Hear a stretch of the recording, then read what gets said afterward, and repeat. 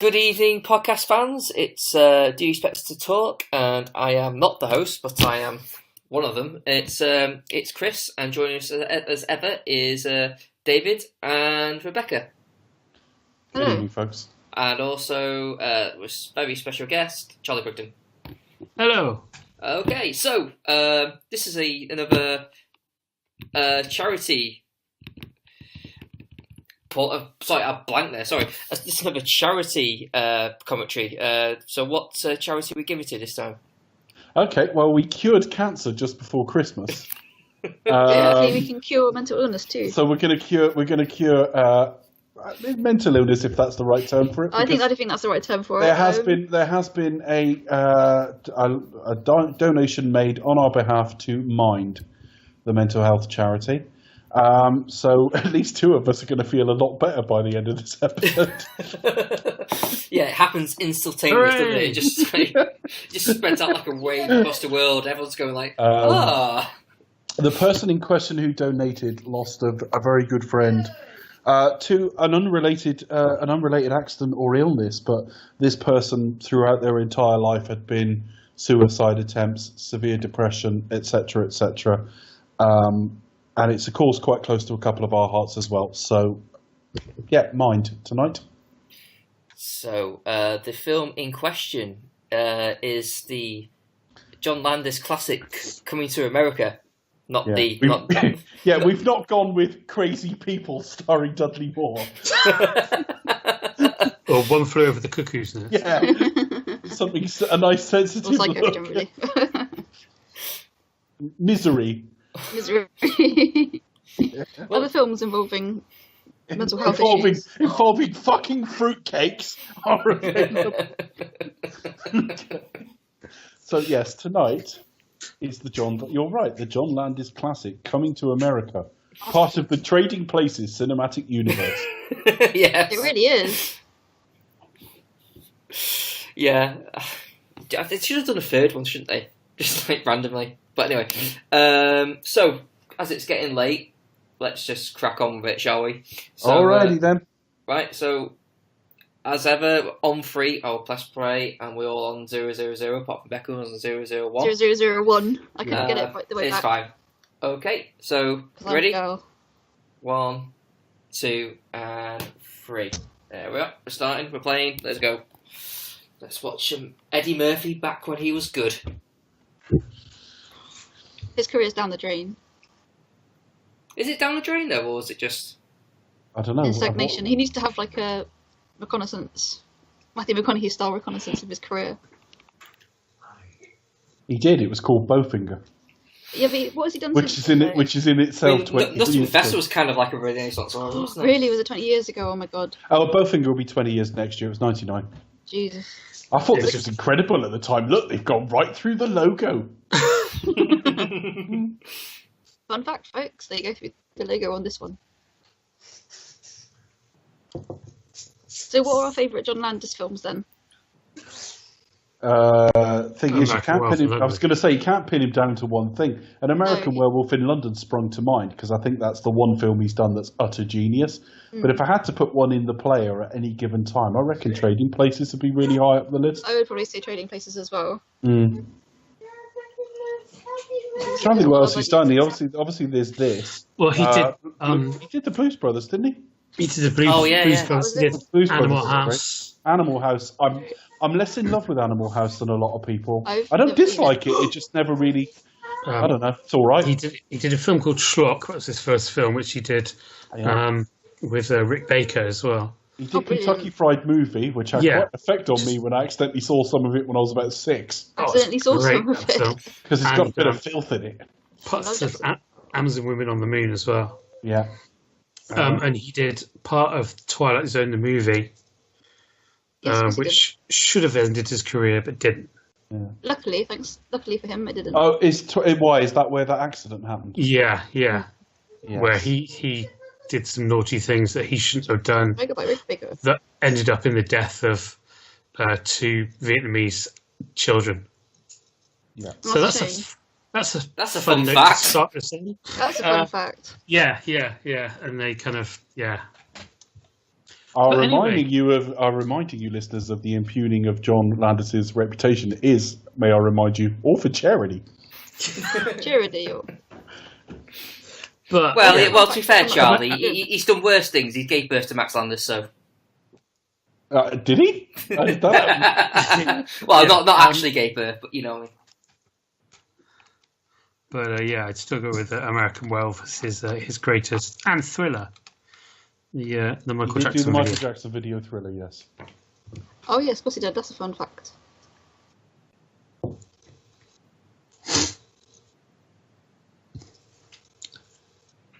This one is actually quite fun, though. I always enjoy watching That's it. children. It was called a hi-fi. Yeah. This guy's the most multi-talented servant. He really is. He does everything. He can sort of cook and conduct and sing. He's amazing. He can clap clap really loudly. Yeah. Of course, if he wasn't single, if Akeem did have a wife, would they still be all doing this? Because it would, Probably not. because it would preclude a bit of a morning chat, wouldn't it? Excuse me.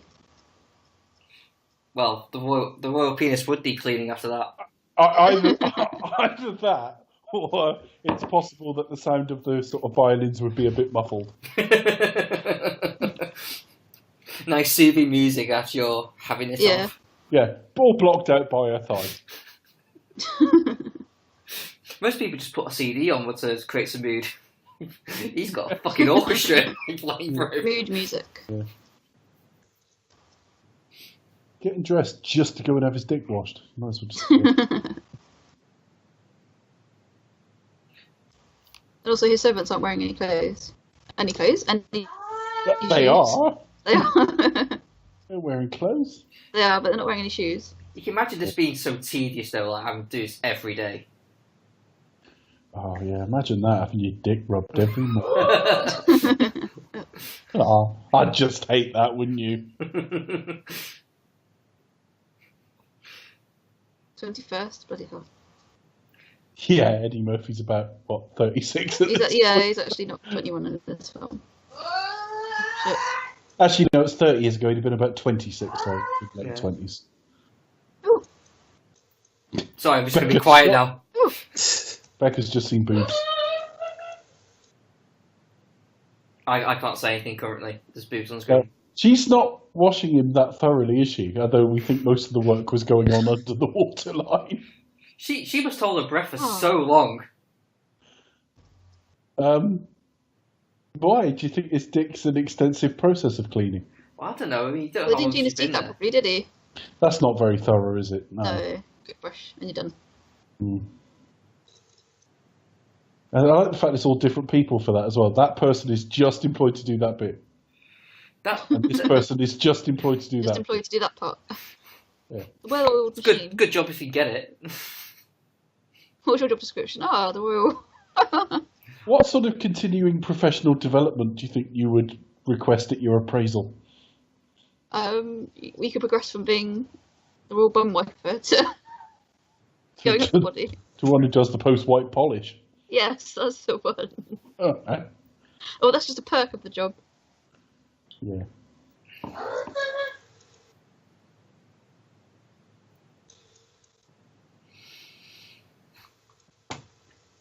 Oh, I turn the volume down.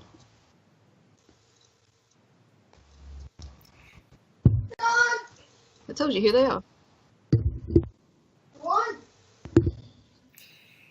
Yeah, this guy's played by Darth Vader. And Mufasa. That's and the one. Mufasa. Yeah, I did think about that when he was having his dick washed earlier, a minute ago. I was thinking, is that why Simba sang, "I just can't wait to be king"? That's why.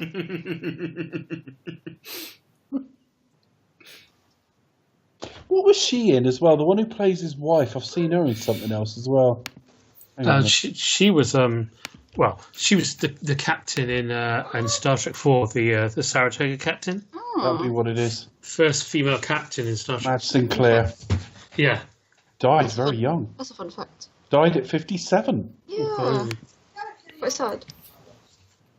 Yeah.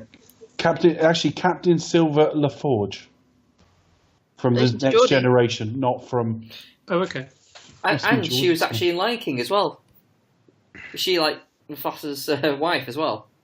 I was going to say, I'm sure she. I remember seeing her. Probably. 57, bloody hell. That's fun, folks. That's fun. It is a fun fact. Leukemia. Oh, that's fun. She was the Saratoga captain. Yeah, I wasn't arguing with you, Charlie, but she was in the Next Generation as well. Yeah. That's what I meant. She was in Roots. Yeah. But yeah, it is probably from the Star Trek series I'm thinking of her.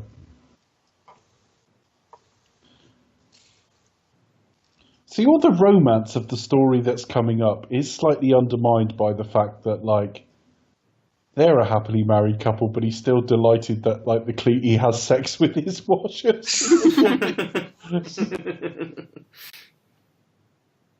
I just imagine the epilogue to this story being a very, very furious American woman finding that out for the first time. Like, you get washed by who? He just put like a few servants out of the job now. No rose petals. You should not have to walk on rose petals every morning. Oh, I have a job. Back on the dole. Enjoy them. First time this week. Back of the net. That's how people First time this week. He does do a good job of establishing like boredom and like wanting to like be his own self and look for his own wife and stuff like that. Well, I think we can all kind of empathise with that, can't we? Yeah. I'd like to marry someone I like. No, but he does seem someone who's just like really bored and just like kind of just like I just want to just. It's got to be more than this. Well, I mean, he barely uses his own hands for anything, does he? I mean, he doesn't even wipe his own. He doesn't even clean his own teeth or wipe his own ass. I always think he's like, it always looks, when you look at it a bit quickly, it kind of looks like he's wearing sort of cheese and crackers around his neck. I did wonder. Yeah, I I was just just think thinking that that. looks a bit like a biscuit or Biscuits. Yeah, it's a bit Jacobs, isn't something. it? It is a little bit Jacob's cracker. All wrapped in gold foil with a few chilies attached to it. Also, I wonder if our listener Ken Miosa has discovered Jacob's crackers yet on his quest through English biscuits. Bourbons are the only English biscuit. Don't listen, Ken. This is all propaganda. We're Maybe making tell shit him up. elsewhere. Crackers are for like cheese or pate. They're not to be compared to the mighty bourbon, and they're not biscuits. They're crackers. The only biscuit sold commercially in this country is the bourbon. That's a fun fact. Do you think Eddie Murphy's going to make another funny film? Or do you reckon that's I'm hearing. That's what I meant at the top of the show. His career is basically in the doldrums at the moment, so I don't know. There's still talk of Beverly Hills Cop. Oh God. But Really? I was reading about a sequel to this. That'll be interesting. It was announced in October. There's going to be a sequel this year. After all this time. Yeah. Have you ever seen the pilot for the TV series they did? No. No. Beverly Hills Cop? No, Comes to America. Oh no, I didn't. Yeah. Is it any good or not? I haven't seen it, but I was reading about it recently as research. And yeah, apparently it's absolutely terrible. But it was aired. That's John Landis did the third Beverly Hills Cop. Oh, yeah. Yeah. But there is Forgotten talk film of with John a fourth Landis. still. I do wonder if But there was a TV series of that as well. Yeah, there was a pilot and it never got picked up. That's what I mean. But I was interested to see what that would be like. 'Cause it was meant to be like his son, and that's what was like the police chief. I watched Beverly Hills Cop last week. It's still really good, but Was that Eddie Murphy doing that stunt? should have been. Yeah, of course it was. There he is on screen. What more proof do you want? I honestly, I watched Beverly Hills Cop again, right? And the plot, it really is neither here nor there. This asshole who comes to see him gets murdered, so what? Yeah. But it's still a really good film, but it should have been one film. Simple as that. There really isn't a cinematic universe there or a run of them. There just isn't, not really. I think it's just like spending time with the character, though.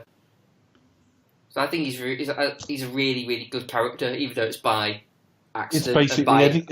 It's basically Eddie Murphy, though. Is there any real great difference to his character in 48 Hours or whatever?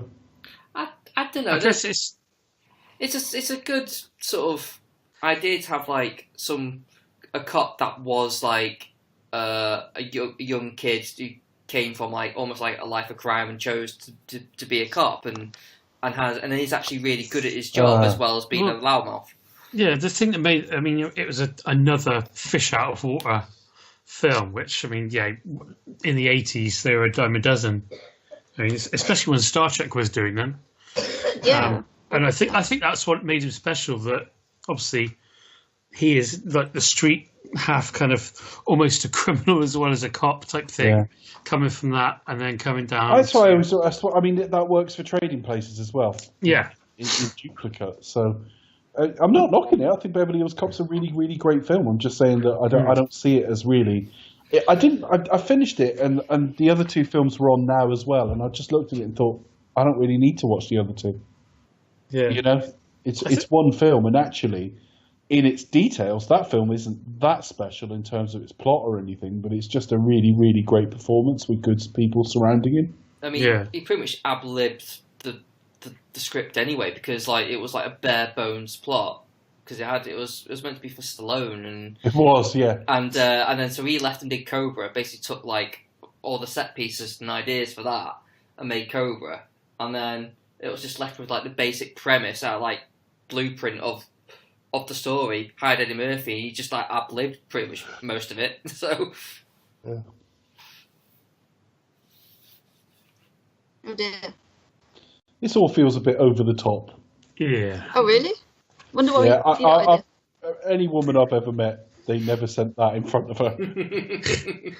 I think one of the films, well, it did get a sequel, but I think could have done well with more films, was 48 Hours. I love the first one. I've never seen another 48 Hours, actually. It's not great. And it's kind of the same sort of premise, only the roles reversed. Mm. Nick Nolte's in prison in that one, is he? I don't think he's in prison, but he's kind of, if I remember correctly, he's down on his luck or something like that. Okay. And I remember he was interviewed, Eddie Murphy, around the time of Boomerang, and I've told half this story before, but couldn't remember the films and whatever. But he was interviewed around the time of Boomerang, and he hadn't made a film for a couple of years. And he said, I did make a couple of shitty movies. And the two movies he was referring to were another 48 Hours and Harlem Nights. Yeah. Those were the two films he was really kind of embarrassed by. Since then, he's made far worse. But Harlem Nights he directed. It was one of his passion projects, wasn't it? It just... Yeah, I never saw it. I mean, he really wanted to do. Richard Pryor's in that, isn't he? Yeah. That's kind of the giveaway, because he's a huge Richard Pryor fan. Well, you can tell by his stand-up, but he's Richard Pryor. Yes.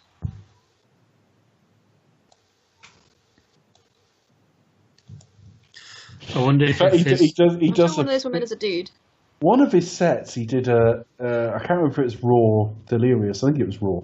He was talking about how he always wanted to be Richard Pryor, but he hadn't done anything in his life. So all he could talk about was like taking a shit or something like that. And he does this whole like impression of Richard Pryor doing a comedy skit about taking a shit, and it's still funny as fucking it. It's really good.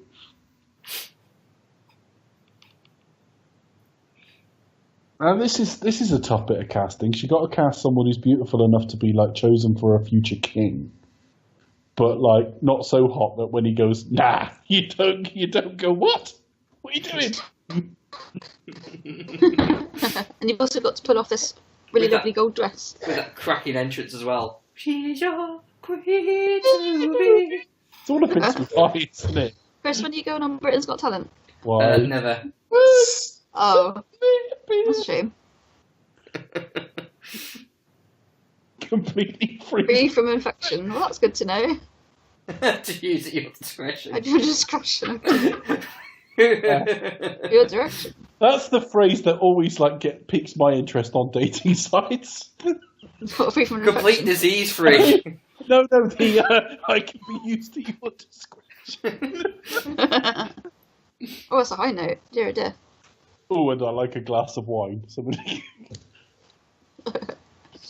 Yes, please.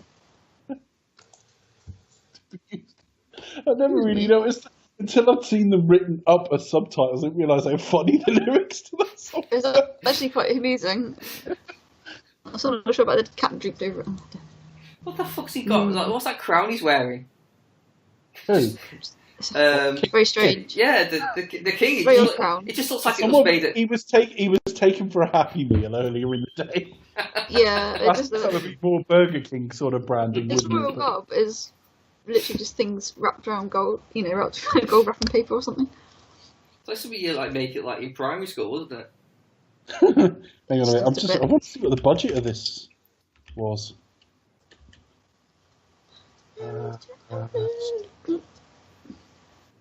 39 million. That's fairly sizable God. for its time for a comedy, anyway. I mean, I think a lot of it went on her dress. a lot of it would have gone on his salary. Yeah, a lot of it was Eddie Murphy being paid. And James L. Jones. This has only got 68% on Rotten Tomatoes. Oh, I That's think because ridiculous. I think it's always deemed as like the lesser film because of Trading Places. yeah, maybe. Yeah, I know, but Trading Places is one of the greatest comedies ever made. All time. Even better than Cactus Jack. And What Women Want. And Juice Bigelow, European Gigolo. Worst comedy of all time. Or what about Freddy Got Fingered? That is possibly the worst film I've ever seen. Yeah, I think it probably might be the worst one I've ever seen.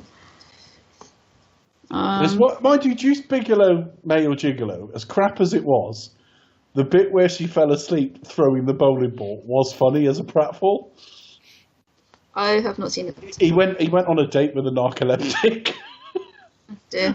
It's not a funny film. I'm only laughing at this bit because they go to like a bowling alley, and she sort of throws the ball and falls asleep, and sort of just flies. I think it's in the trailer. That bit's quite funny, but the film itself's terrible. As you'd expect, it's Rob Schneider. Yeah, what happened to him? I don't know. Presumably they don't fund his shit anymore. No, they put up with his crap. I love the fact that like the Kings walked in and gone, well, this is clearly going well. This isn't doing alright. I've never even noticed that crown. Now it looks like he's got it from a Burger King, He just stuck some things on it. lots of people have sort of put their gum on it. So Yeah, it doesn't just as their burger arrived, they were chewing gum. So they just went, do you mind if I just? stick your gum there. It's just like handed it around at kindergarten and a bunch of kids just gone mad with Pritt Stick and just put whatever they want on it.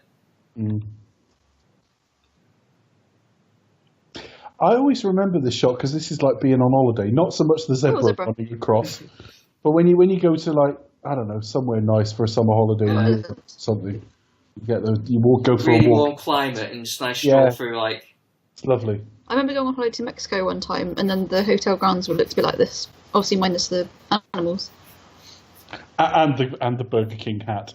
And the Burger King hat and the tower in the background. Or did you wear one of those? No, I didn't. Apparently, Rob Schneider is one of those anti-vaccine morons. Oh God, yeah, he needs to stay away. It really doesn't surprise me. I mean, was it Roger Ebert he had a spat with? God, who cares? Probably, yeah. He said something. Somebody called his. Somebody had a go at his film, and he fired back with that this guy wasn't qualified to comment, and so as a journalist or whatever. And Roger Ebert came back with something like, I'm a Pulitzer Prize winner, and your movie sucks. Yeah.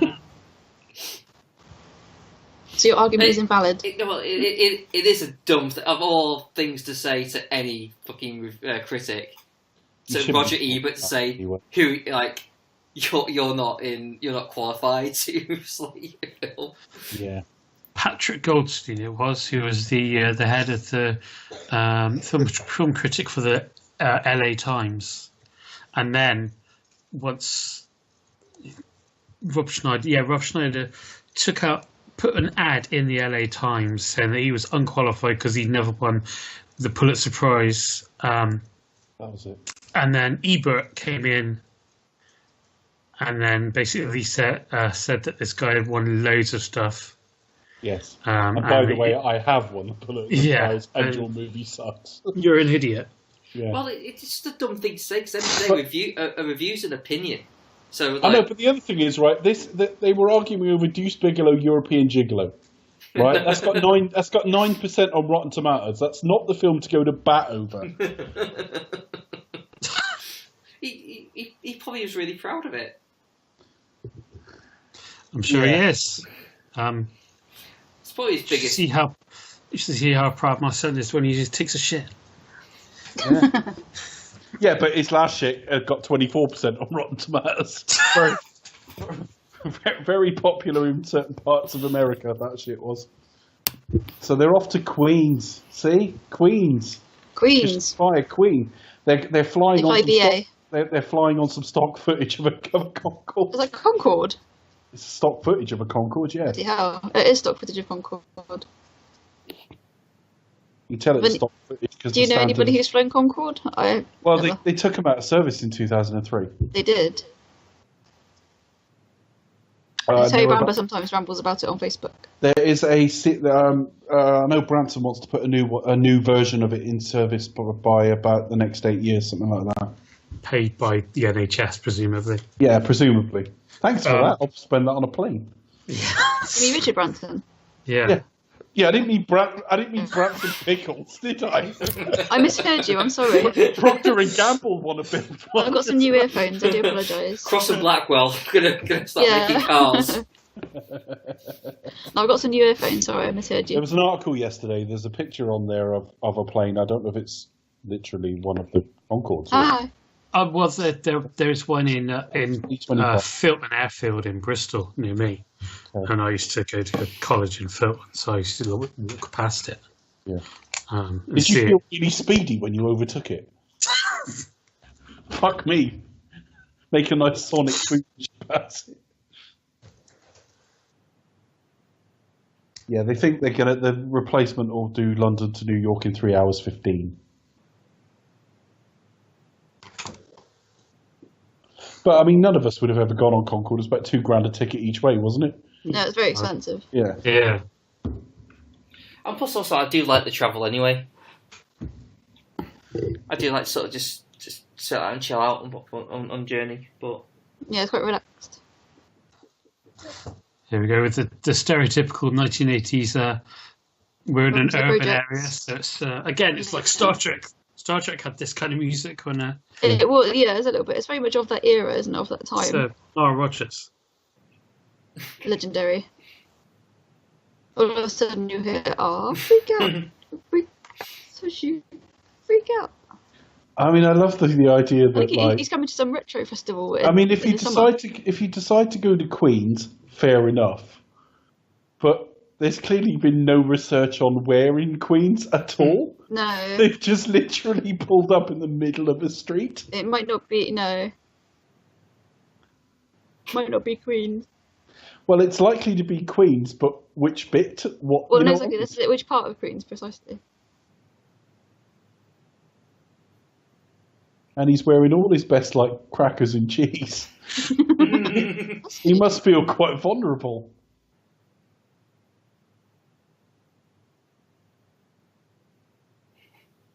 I just love how enthusiastic he is about everything. It's like, this is great. Yeah.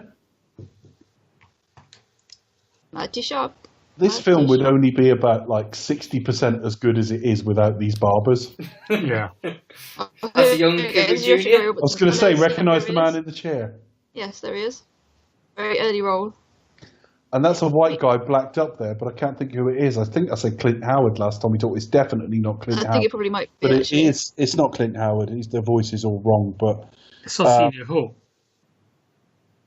What, playing the little? No, not that is Eddie Murphy as a white guy. Yeah. But the guy sat opposite him is a white guy blacked up. And I thought it was a thought it was a reasonably well-known actor, but I'm not sure. There he is again. This is what I think. If Eddie Murphy were to come back, for his movie career, this is what he needs to do. Do you think Cuba Gooding would be really upset by that haircut when he leaves and finds nothing's been cut off it at all? He was a little bit cut and charged $30 for the privilege. There you go, Clint Smith. I knew it was Clint something. Clint something. It was. Clint Smith. I don't think he looks black there. No, he looks black there, doesn't he? He's even blacker right here. Maybe it was the grey wig they put on him. I don't know. Ooh. Hasn't acted since The Firm. Oh really? Yeah.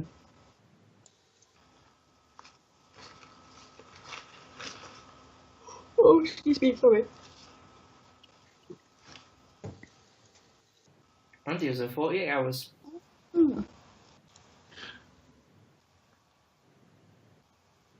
See, normally when you get someone naive, you try and sell everything to them as amazing.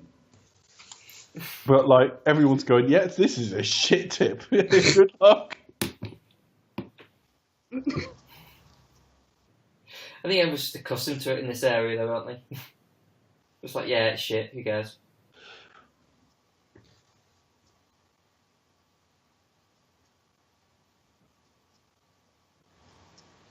Cool.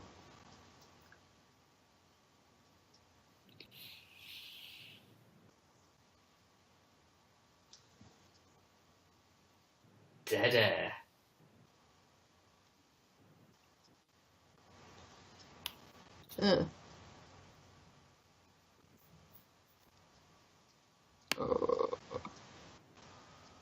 Gotta love a bit of dead air, though, haven't you? Just a little bit. We sit there and just not say anything. We were enjoying that, Chris. I think we were watching the film. Yeah. Engrossed in it. Right, what fun facts can we come up with? Akeem's apartment is meant to be on Queens, but it's actually located in Williamsburg, Brooklyn, South 5th Street, and Hooper. Yeah, so how about that? Yeah, I just looked up because it said Hooper Street. I was like, oh shit, where's that? Yeah. See, what did I say? It might not necessarily be in Queens. It's the lesser known accompanying street to Smokey and the Bandit Street, because no one's heard of Hooper. No. Hooper's a great film. Oh no. That's another one I've not seen. Oh. You promoted it last time. Burt Reynolds and Jan Michael Vincent. Oh yes. Yeah, I've still got to see it. That's the stuntman. We were talking about the Cannibal Run as well, you see, weren't we? We talked about See, I remember that. We're still singing the theme tune. So you can't even remember the bit. We can't. Not only have people not seen it, but you can give it equal amount of airtime talking about it, and people forget the existence of it in the conversation. This film's destined to fail. Hey, fuck you! Yes, fuck you too. General Mark is dead. That's from a different film, but never mind. So he's off out to find a wife now, so this should be all right. Because you normally find him quite quickly. That's fine. He's got a month as well. He's got a month to do it. Yeah.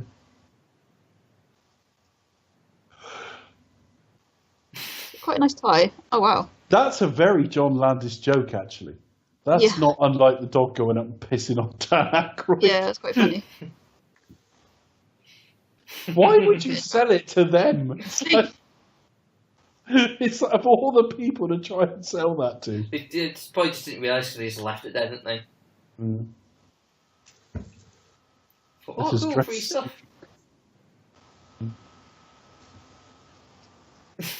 So I think we're supposed to find that really funny, but I don't actually think that looks that ridiculous for its era. Maybe the badges.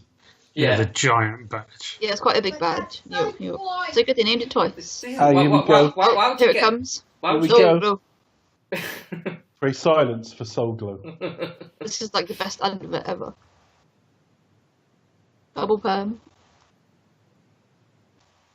Oh, look at that. I'm trying to stay quiet so anyone watching along with us can sort of like enjoy the thought, either put the music on or imagine it in their head. They've both got the same hair. They have. I know. They got matching hairdos. But there's a bit of chemistry between them. I do believe after they filmed that, after they got their freak on. Was it due to the Soul Glow? Possibly. You're just jealous because you can't have hair like that. I could have hair like that if I went and bought a Jerry curl or something. I don't think it would suit me. With all their asses. I love this fucking What about asses? What about Favourite bit of the film. Right, I got a part. What can I go out their ass? Yeah. There's some truth to that, though, because I've known people of an older generation who were a tiny bit racist but didn't want to admit it. No. And if you ever talked about Mike Tyson, Muhammad Ali, or whatever, they would talk about how Marciano was unbeaten. And it's like, yeah, but by any objective measure, apart from his record, he actually wasn't that amazing. A lot of bigger and better heavyweights than him. I love that, Frank Sinatra. How old's Joe Lewis? Joe Lewis, 137 years old. 137, yeah. That's funny. Fuck you. Fuck you. Fuck you. Who's next? Kicked on his ass. Oh. Ah, fun fact folks.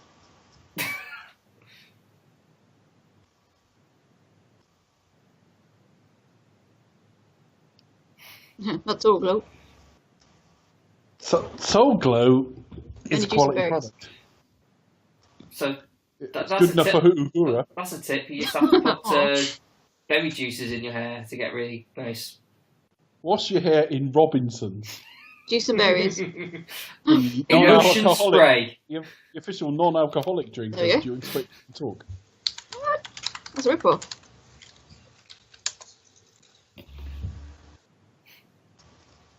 There's standard Eddie Murphy cut. Yeah, he look the same throughout all his films. He does. Sometimes he's got his hair a bit shorter than that. Or sometimes it might be a bit shorter. Like in Beverly Hills Cop, maybe it's a bit shorter. Maybe sometimes he might not be sporting a moustache. Now that is 80s clubbing garb. It's very 80s. That guy who just walked behind him looks a bit like O.J. Simpson. He did a little bit. I wondered if it was. Yeah. The guy in the shiny shirt on the left-hand side. Oh god, yeah, very shiny. Right behind him. Yeah. It's a bit dodgy. Oh, hi. He sings a song as well. I got it, Eddie Murphy. Eddie Murphy did make 2 or 3 albums. He did. I worship the devil. Sorry. Just gotta love them jumpers though. Yeah. Oh god. Oh no. To be honest, with a woman like that, I reckon I could go quite long. Go the distance. Yeah. Go the distance. She's worth it. Oh god. Oh, twinsies. Oh, I thought you meant it had cut to the next woman by then. No. And her tits were prominently on display, and you went, "Ooh, twinsies." No, actually, I'll just zip ahead. Hold on. Beep. I zipped ahead. I don't think these are the sort of people you would bump meet. into. The woman who thinks she was Joan of Arc in Formula Life, I can't see it in the club. I've only just twigged this is several nights. Yeah. They're wearing different stuff. I've never noticed that before. I thought this was one evening. They've only got a month and they've just pissed away about They've been through all the ladies. This woman's going places. But she's too busy talking about it. That's a dude. Arsenio Hall. I was going to say. That's him in drag.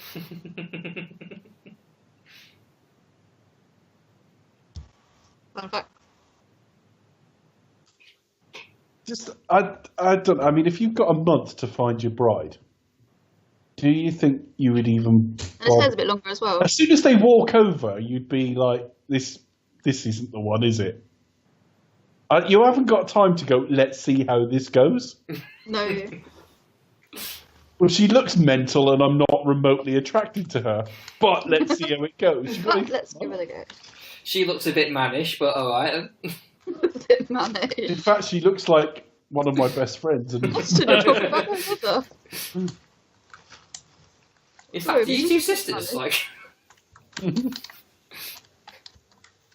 Library, good women in there. At church. Now, when I thought about this line earlier, I thought about that extras episode where Ricky Gervais turned up at like a Bible discussion group in his like Saturday Night Fever suit. Who's typing? It's really loud. Sorry. Me. Sorry. Black Awareness Week. Black Awareness Week. Now we have Black History Month. Well, black awareness. It's the word awareness, isn't it? Awareness, yeah. Like, oh, right, yeah. Because you have to be aware. Is this Eddie Murphy or is this Arsenio Hall? I'm not sure it's either of them. Yeah, it's definitely one of them. It's got to be. I think it's Arsenio Hall. I think it is, yeah. Yeah, Reverend Brown. Oh yeah, because Eddie Murphy comes on as sexual chocolate, doesn't he? It's one of the best disguises in the film, then, because it kind of doesn't look like him. No. Apparently, these are the best women queens actor. Pick one and we can go home. All of this, like, I want to meet someone who can stimulate my mind as well as my loins, and it comes down to pick one. Fucking hell. Well, he just wants to like get off because he doesn't want to be Yeah, here he don't anyway. want to So he's like, "Oh, go and just find someone." It's actually quite late into the film we see like Lisa in that, isn't it? Well, it's like got a good like hour and 20 minutes, haven't we? What are we in a minute? Yeah, it's About 40 minutes. yeah, it's about nearly 2 hour film. So Yeah, I didn't realise it was that long. Yeah, I mean, people talk like that's a modern phenomenon with like Judd Apatow and stuff, but like John Landis films were fairly long always. Apart from American Wealth in London, which is zips along, and I think it's about 140. There's no fat on that film at all. No. You both seen it? oh, American Werewolf, yeah. Yeah, you have. Becca? It's on my to watch list. Yeah, I didn't think you would have. Sorry. Horror. Why? Apologies. Why? I feel bad. Why? Why? Horror's not really your It's thing, is it? one of those things that you should have seen and haven't got around to it. Oh, there's a ton of shit I should see and I've not. We've all got them, but not only that, horror's not really your genre, so I was expecting you to say No. that. Horror's not really my genre, but American Werewolf in London's absolute genius. And it's the best melding of... Because you get a lot of, like, horror comedies, if you like. Like Shaun of the Dead or something like that, where... Well, exactly. Where they are comedy films. They're just overlaid with, like, That's horror. the rom-com. But American Werewolf in London is a comedy horror, but it is completely effective as a flat-out horror film. Mm-hmm. It balances those two elements. It's more a bit of a body better. horror as well, isn't Yeah, it? It balances those two elements better than any film I can think of. the comedy is a lot more naturalistic, and it doesn't feel like it's And it's kind of black comedy as well. played for. Well, yeah, exactly. It's like sort of laughing at that gallows humour kind of thing. It's like just Yeah, I laughing mean, at- he's talking to his decomposing brother or friend, actually, not brother. So just the fact they look a bit alike, I always think they're brothers. They're not. And just the bar. I mean, funny enough, it's stereotypically a bit like Yorkshire or something, but I've experienced it in Cheltenham years ago. Cheltenham! Years ago, I went in there, and the whole bar like shut up and turned to face me. And it's exactly like that when they go into this bar. It's got a very young Rip Male in it, and Brian Glover, and other people I recognised but couldn't readily name off the top of my head. And they just stared at the moment they walk in. Sexy chocolate! I just like the mild ripple of applause, and he's just there, just like, thank you! That boy's good. Thank you! I think, yeah, as I say, if Eddie Murphy needs to revive his career again, he needs to bring back the three old dudes, and do another film where he just basically dons latex. I think Eddie Murphy needs to actually start going back to his roots and start doing a bit of stand-up now. Oh, that's a good idea. He's been saying That's a good point, actually. He's been saying he's like interested in doing it before, but I think he's kind of lost it. I don't think he doesn't do a lot. He doesn't do a lot of public speaking. He kind of seems to sort of shy away and kind of get. I think he has a bit of anxiety over it. I think he seems to sort of not. not sort of really confident in doing it anymore. So he's like, no, I need to sort of build up, I need to sort of find out how to do it again. The thing is, if latex was like the answer, Norbit would be a classic. as would white chicks. You know, that latex isn't the answer. You had a guy at the peak of his powers who just could pick and improve a script, and he hasn't done that in recent years. And throwing him under a load of latex isn't going to change that. No. The fact is, if Eddie Murphy died tomorrow, he's achieved plenty.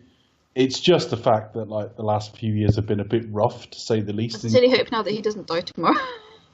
He's bound to. We've mentioned him on here. Yeah, giving them a death sentence now. Another one that we killed off. Oh dear. Yeah. We don't even always kill them off. I mean, we don't. But it just happens to be that way. We mentioned John Lasseter out of nowhere in one episode, and about a week later, he took a leave of absence from Pixar for like sexual assault or something. So he kind of killed his career. What was it? Unwanted hugs. Unwanted hugs, yeah. And unwanted hugs and comments, which is obviously euphemistic. He's obviously well overstepped the mark, otherwise he'd still be there.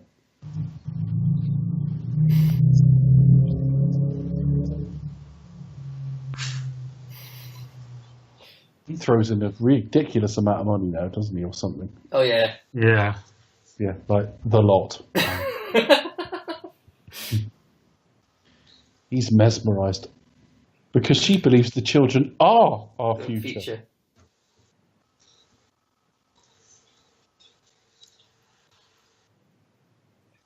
Dowell.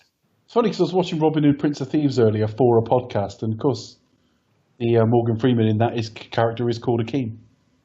Oh yes, of course it is. Or is it Azim? Azim. All right. Did you find that torture scene had your favourite actor ever? I didn't hate it, but I don't mind watching Kevin Costner in stuff now. But back when he was at his quote-unquote peak, I found him so fucking bland. And he kind of is in that. But then you go on to the rest of... I found the film quite long.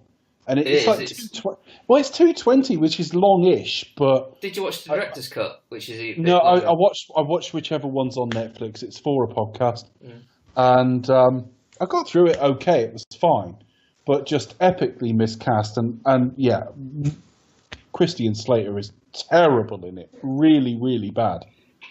Yeah, it was one of my favourites growing up.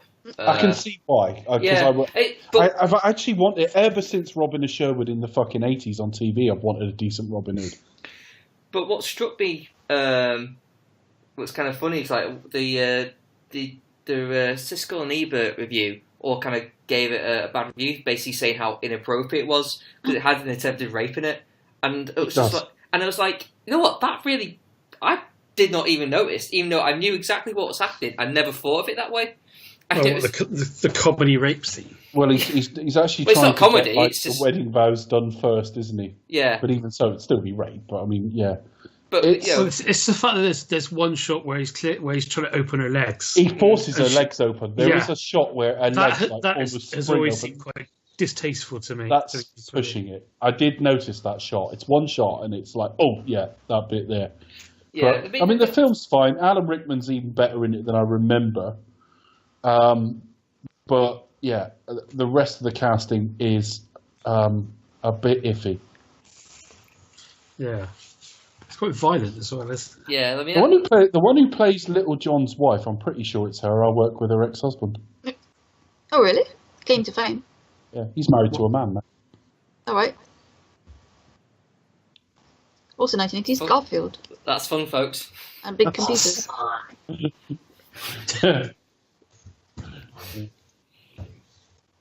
Coca-Cola that isn't Coca-Cola. You can just imagine a filthy restaurant with an absolutely shiny, sparkling bit of floor just outside that room. The only bit is clean. You just stare off there for hours. Yeah.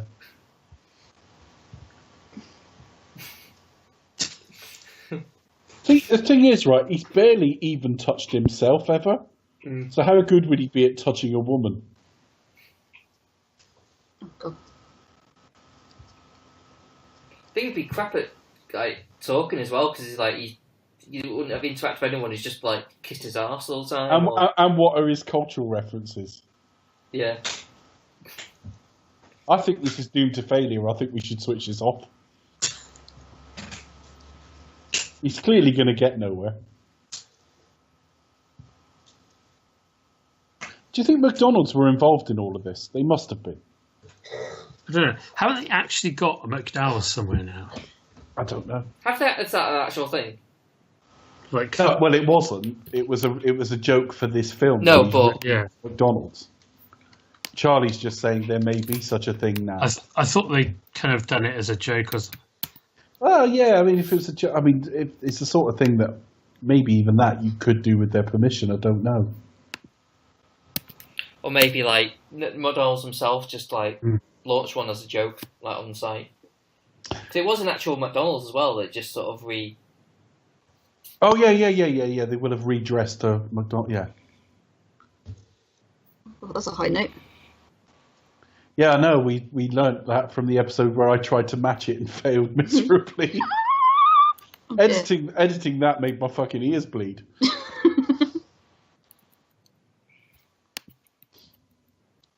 I'm jealous I haven't got hair like that. It's funny, you know. There's something about this Daryl character that he did 15 years on ER as Benton, like one of the main Oh characters. yeah, so he did. I think he did all 15 years. I'm not sure, but I didn't really watch it after the first few. But that was like one of the most popular shows ever.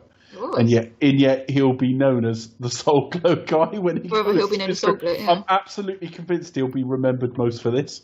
Yeah. yeah. Apparently, there's one in Chicago, McDowell's. Right. All right, let's go. You paying? I don't remember that. When I was there for all of a weekend. Perhaps it wasn't there then. Or No, it was about a decade ago. perhaps you weren't rushed immediately to the McDonald's. No, I wasn't. Based on Coming to America. No.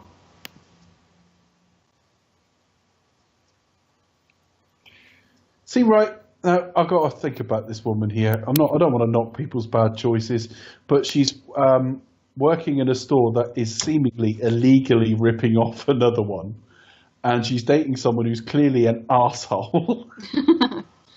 How bright is this woman? This is why she'll choose Eddie Murphy. Eddie Murphy, the same choice. Yeah, it's always the thing, though, isn't it? It's like, you know, the woman's always dating an arsehole. It's like he's always drawn out to the point where, literally, what is it that you see of them? It's not like in real life, where it's like some. What would it some be? redeeming features. That there alone would be what am I doing with this dickhead? Yeah, that. Yeah. What bleep. I mean, at least when it was Meg Ryan, she'd be dating Bill Pullman or something. You know, it'd be like bit dull. That's it. Well, that's just it, isn't it? Excuse me. Can you make my hair look like this? But she does think that he's given like a huge amount of charity, so he's like, oh, he does have some good in him, and all that kind of thing. Yeah. I love that the guy in the background is eating in every shot. Yeah. Even when he was at the church, he was eating. Yeah. He put his chicken. I wonder what is he? He's always chicken. I don't know. It was chicken at the. It was chicken in the church. Yeah. Thing.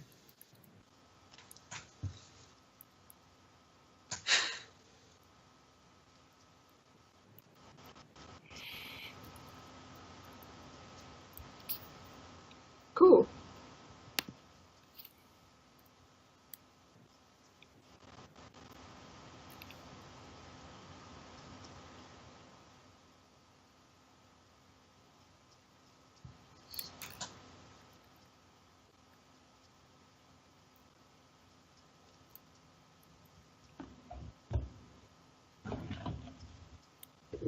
Woman's father, right. I love the fact that he kind of follows their advice every time, doesn't he? Yeah. They go to a club for a few days, then they go and see her and it's like, go and meet women in church. Great. So then he goes in and says, right, be pally with their father, right?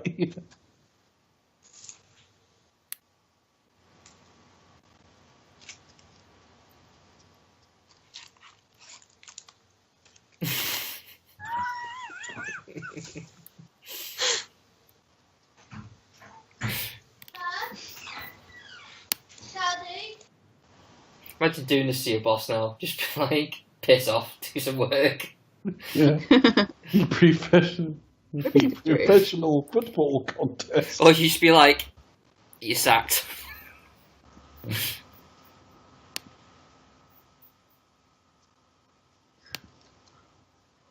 Well, that went well. I think he's totally in. Having said that, Samuel L Jackson will come to the rescue any moment.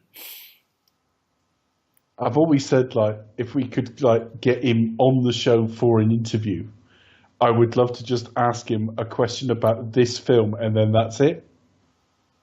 Just to piss off every listener we've ever had. Get Samuel L Jackson on the show, and all you ask him about is like the day he robbed McDowell's.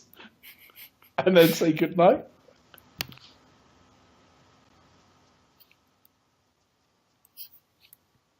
My God.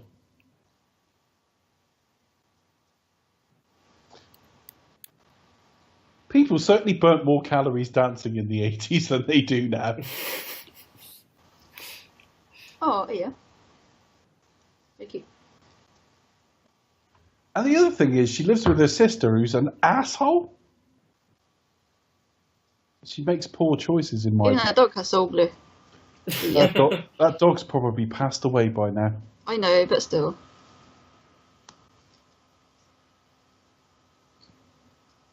Me? I'm a sister.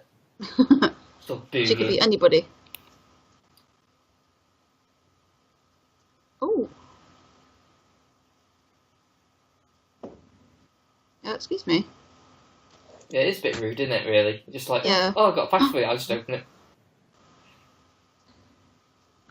They're really tacky as well. I'd be like, get the fuck off my presents. Would you? Is that the exact Not scenario? Daryl. Is that what you'd say exactly? No.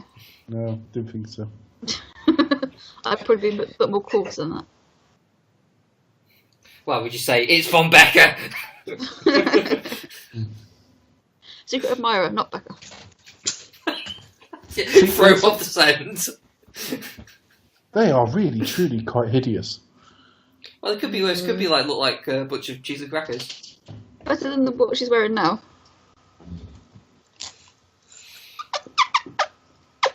Wax on, wax off. Oh dear. If I'm going to whack off, I'm going to wait till the show's finished.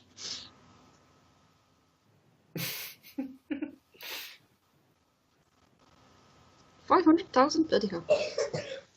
You gotta wear those earrings now.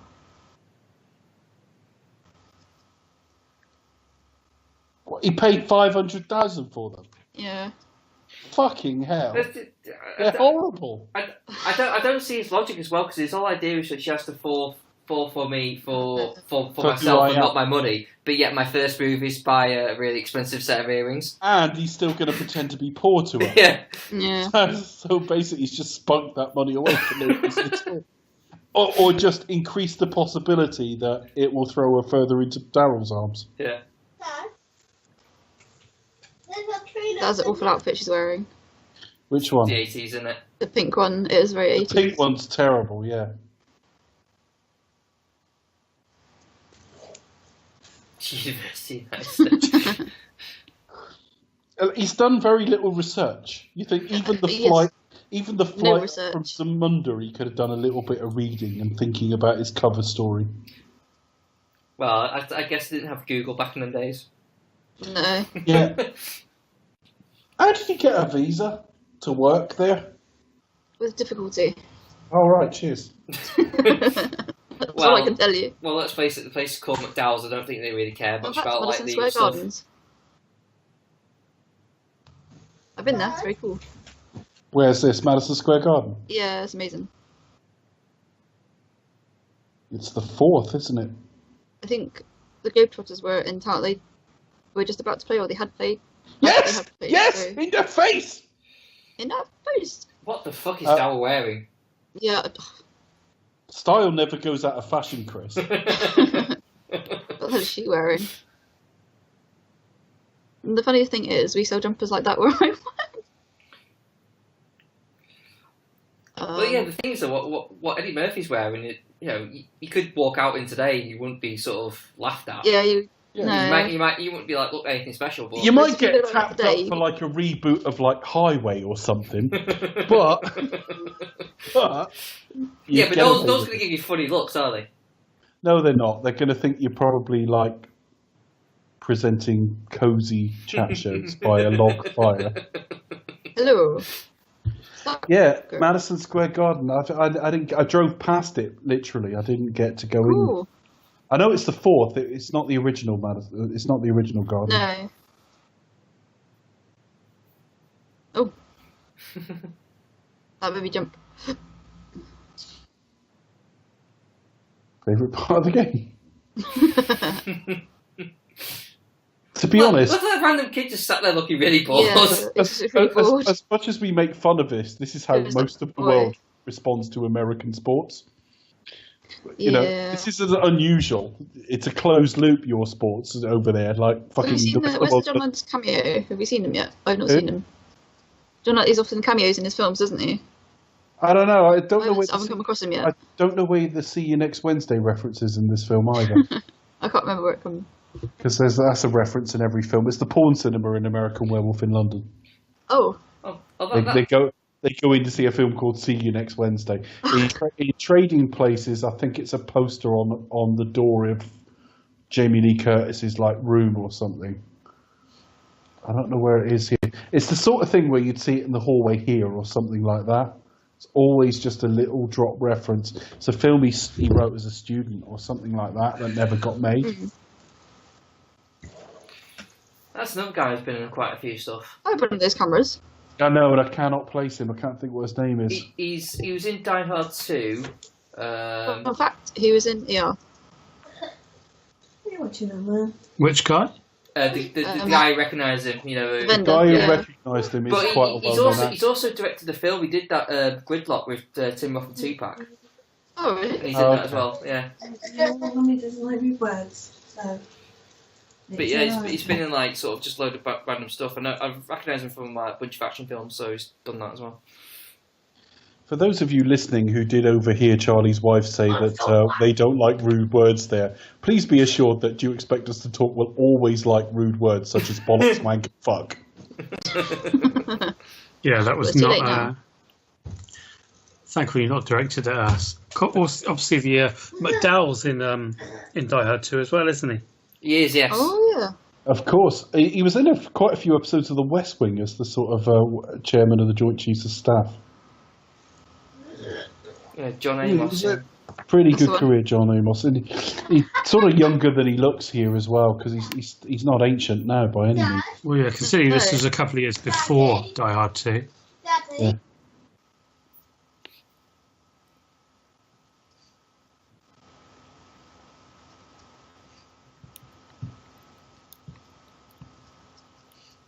Yep, and still going. Yeah. A lame defense of effectively the American dream there. You can be anything you want, providing you do any old fucking shit to start with. Here we go. Epoch-making role for Samuel L. Jackson.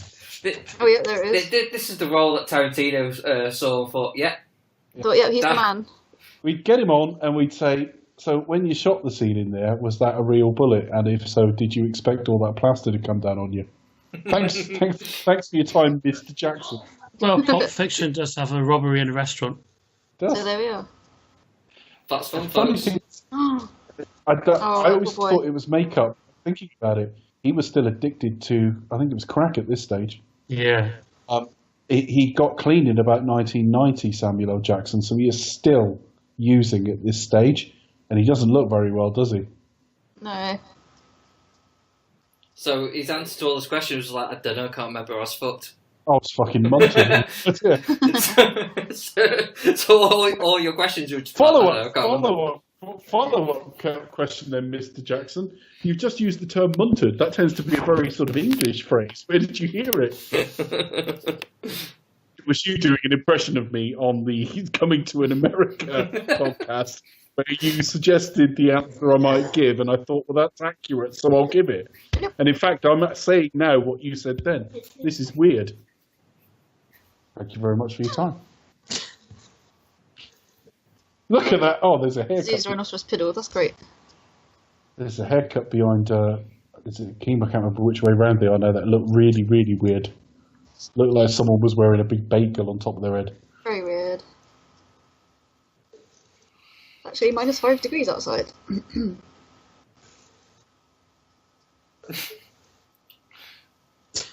Nah.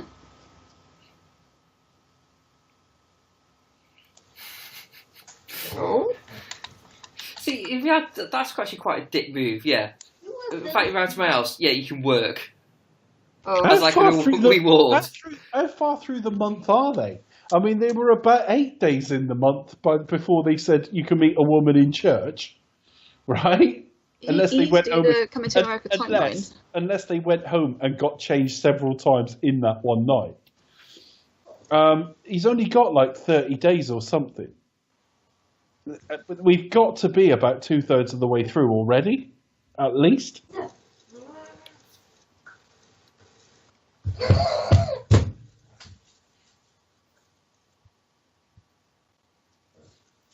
Oh, he's a widower. So he's very protective.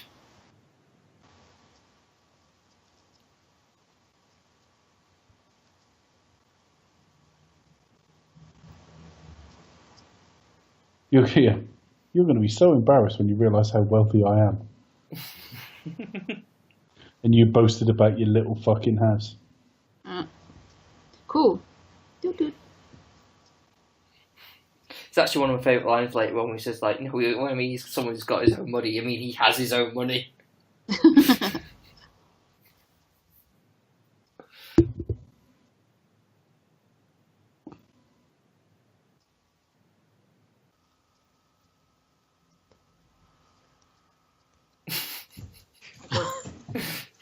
See, just seeing him cracks me up a little bit. That's Toby Hooper. I'm pretty sure that was Toby Hooper. What, really? The guy, the glasses and beard. Oh, that guy. Oh, Okay. Yeah, he always puts other directors in his films, doesn't he, John Lewis? He does, yeah. I missed it entirely. Yeah. No, that does sound about right.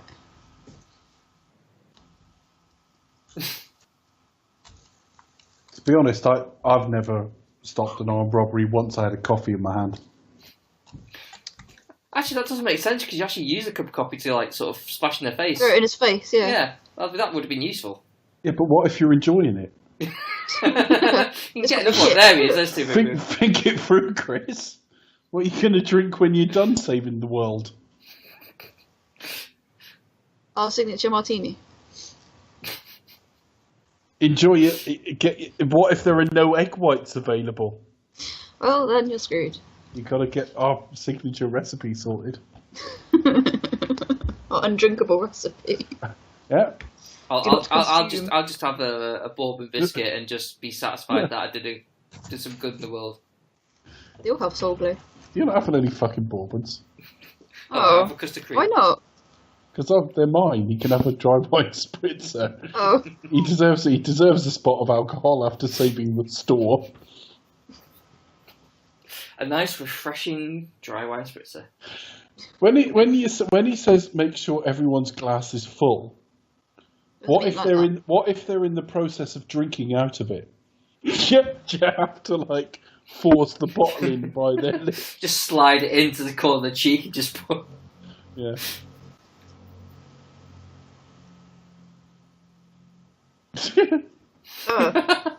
I've just noticed that. I'm not sure I've ever noticed that before. There's so much shitty furniture and clothes in this that I actually probably considered you would go out and buy something with that pattern on it.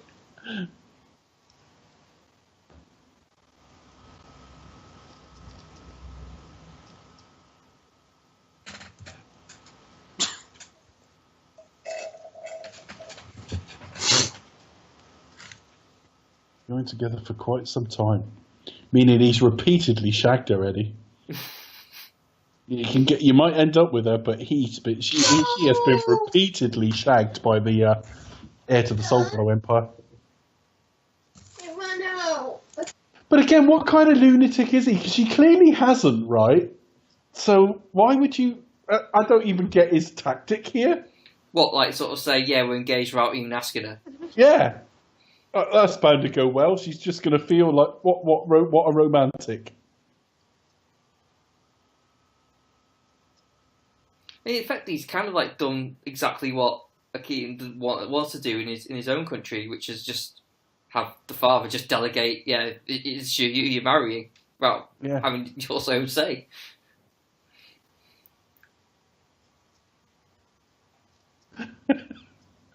Yeah. I don't know. As the years go by, I might start to think, oh, maybe I should just let them fucking mum pick or something. Makes life a lot easier, doesn't it? Yeah.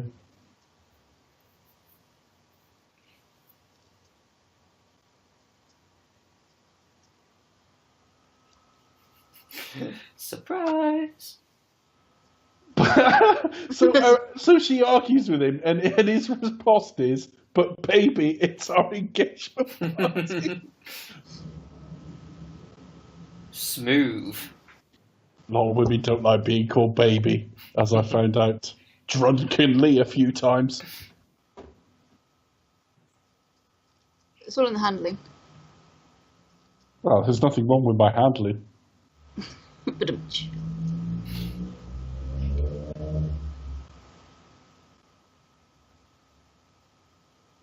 I'm in.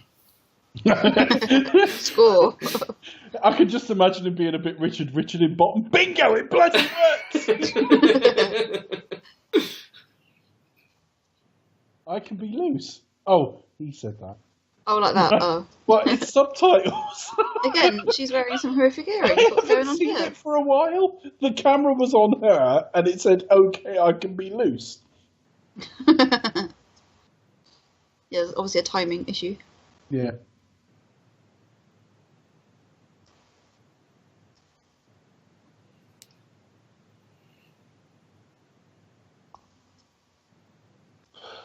Hmm.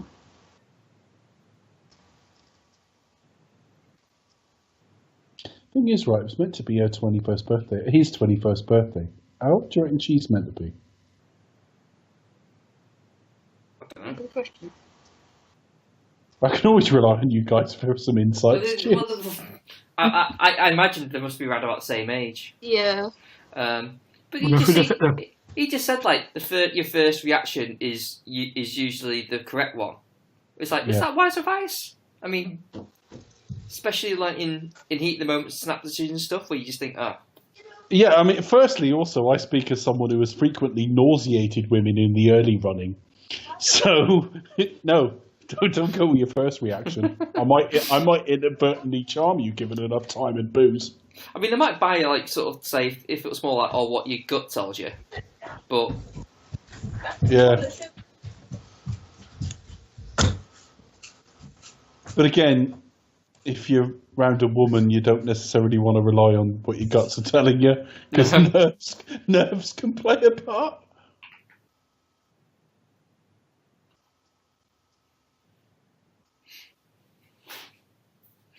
My gut's telling me I need to take a shit. She's the one for me.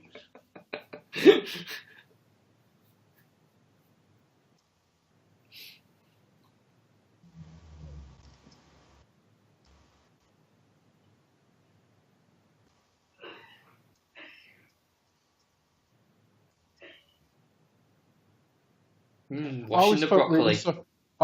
He's washing lettuce. Oh yes. Because broccoli doesn't look remotely like that, Chris. Yeah. But you are from the north. I know you don't get a lot of veg up there. It's green. It's green. Year or two. He's washing his car. Oh, well, it's fucking green, isn't it? Yeah, it's just him going on about the lettuce and, it's just like sad. What a way to live. I hope they're going out to a date and that wasn't the date. No. Take it to McDowell's.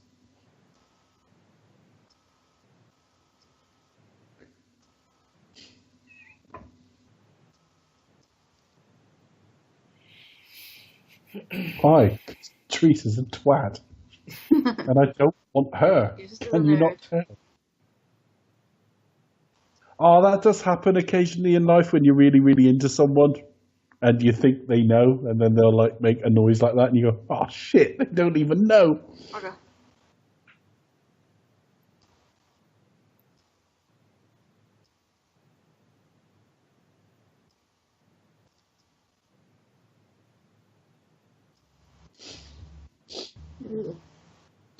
This is what a stylish apartment looks like in the 80s. Brace yourself. There you go. You want to do gypsy.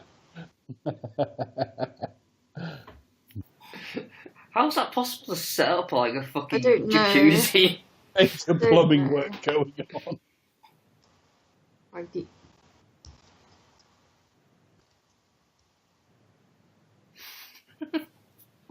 To be honest, he's worried the place has been done up.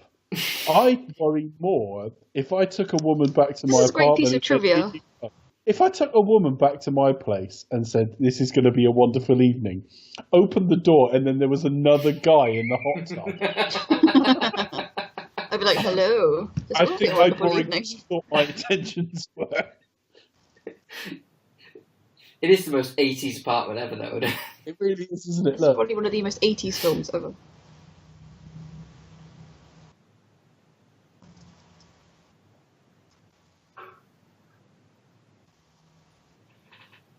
Ah, no. That's the money he used to resurrect Randall and Winthorpe. It is Randall and Winthorpe, isn't it? Yes. That's the one. I hope they like learn from their past mistakes and start to be honest in making their businesses now, rather than just go back to being I having. think that both of those actors are dead, so we can't even find out. Yeah. We can't even get a new installment. Trading Places are. I have to watch that next. Trading Places is the Christmas commentary after next, Yes. Of course it is. because it will be my choice. I'll Whereas have to write down what my choice would be, in case I forget it. well, you've told us. I we have. know. So we'll just tell you. It's all I right. might forget. I never forget anything. You're all right. Thank you. You can tell you're a PM. I can tell on what? You're a project manager. All right. Why? Because you're Why? organised. See, normally the giveaway on project manager is extreme laziness. It's extreme organisation. Is that Brooklyn? Yeah, right. It looks like Brooklyn. I don't know. Yes. Well, that looks like the Brooklyn Bridge, so yeah, it must be. I say yes it is.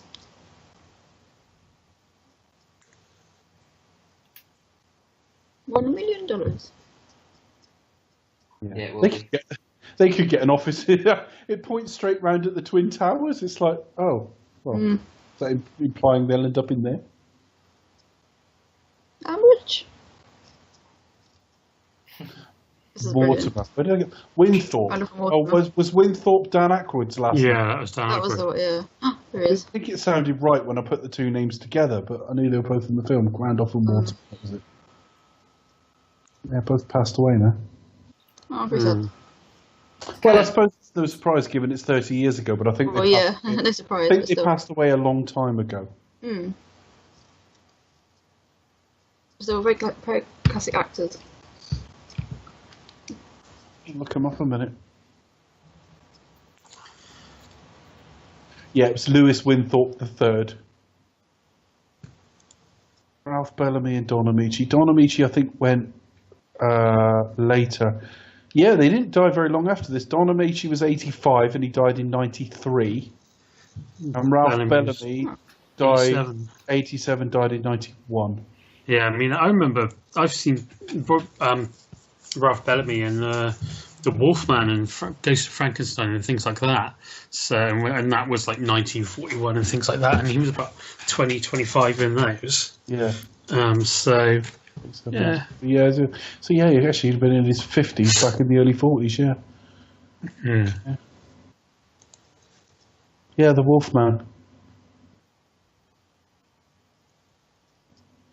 Trying to think what else I really know Don Amici from. Cocoon. Was he in Cocoon? I was going to say I thought he was in Cocoon, but then I thought I was getting him confused with somebody else. But I wasn't. I was just thinking of another character as well. Hume Cronin, probably. Yeah, because he was in there as well. Hume Cronin was in there. Yeah.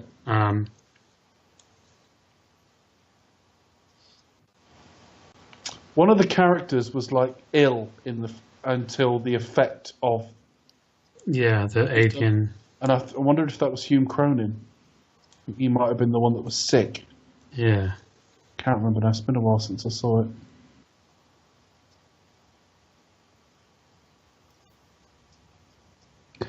I actually think, because I've always thought John Landis films, because he shoots comedies that don't really look physically like the stereotypical way you shoot comedies. No. And he has done action and he has done horror. And when they dance together in a minute, it's actually quite touching. And you think, well, he could do romance as well then. Pretty talented director. I think that's actually the key to like comedy. It's not to actually shoot it like a comedy. It's to actually make it look like a film. I mean, you think of Ghostbusters. Ghostbusters actually looks like an actual film. Yeah, it does. Whereas opposed to the new Ghostbusters actually looks like a comedy, and it's just kind of like loses that sort of that texture that just makes it comedy work. I think sometimes when it's like it's telling you out loud, "I'm a comedy," it's less effective. It's the fact. It's that I can hear the music in my head on this without having the music on, because I remember it, because it becomes almost like a landmark scene in the film because you can feel it's a real special moment to them. And we all get those in like romances in our lives when you think back on an evening and there'll be like moments in it that just stick in your mind, and that would have been that moment to them. It's really good. She looks familiar as well. She does. Let's see who it is. Right. Elaine Kagan. We're going to have to look quite a way down the cast to find her, aren't we? What's she called? Elaine Kagan, it says. I don't know who she is. Yeah. Kagan with a C or K? Kagan. Got it. Up onto the on-screen facts on this video. Yeah, I know. You're watching it on Amazon Prime, so you video. Blunt Talk. That had, I'm sure that had Patrick Stewart in it. Let me go back a bit further. She's in Goodfellas. That was it. Was she one of the mistresses? I can't remember now. Yeah. Or was she she was in My Giant. Or was she Joe Pesci's wife? She was in Beverly Hills Cop 3. Henry's mother. She was Henry's mother in Goodfellas. Oh, of course, yeah. You look like a gangster. Yeah. Yeah. You think? Oh my god, these earrings! Oh my god. I think this is where Pat Butcher gets her wardrobe from. Obviously not quite as glamorous as Pat Butcher. No, just the earrings, not the rest of her outfit.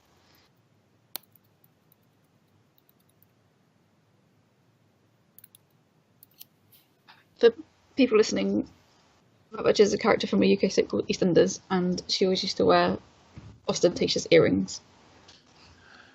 I would say she was mutton dressed as lamb, but that's kind of unfair to mutton.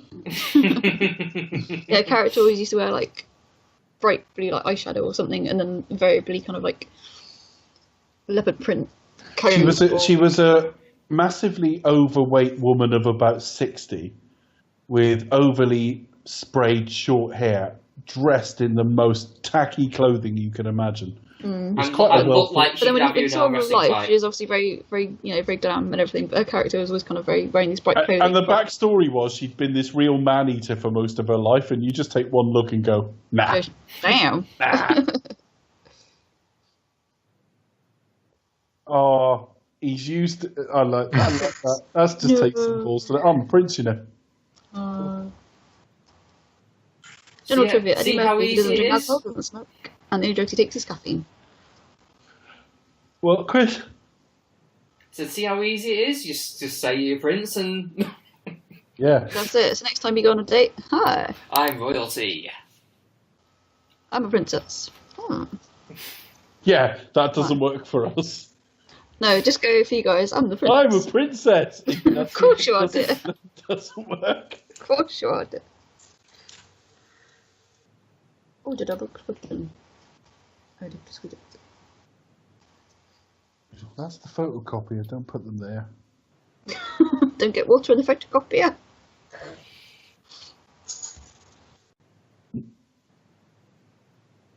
Actually, that's probably one bit of office technology that probably hasn't slimmed down so much. Well, it's got to be sturdy for when you get on it and photocopy your ass. I was going to say. Yeah. Why don't you marry Daryl? He'll dress is real nice. Wow. See, I'd be a bit concerned if my father said that to me. Like, you like the look of Daryl, then, do you, Dad?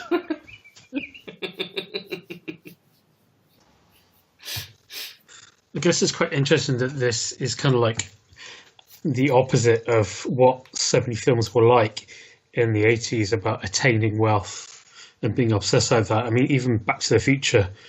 Yeah, I mean, I know. And Ferris Bueller and stuff like that. Oh, I hate Ferris Bueller. Yeah, me too. But yeah, I mean, you're right about Back to the Future, because I think I said during the review the main goal, obviously not, the main goal is to get back to 1985, but the big prize for him at the end of that film was that car.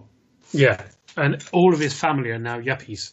Yeah, and that's like painted as better. Well, we can understand that David will be happier in a white-collar job than McDonald's or wherever he was working before, but it's all measured through the prism of increased wealth.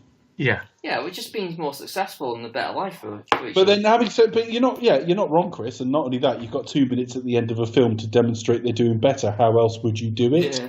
So it's not that it's wrong, but it's that it is very 1980s.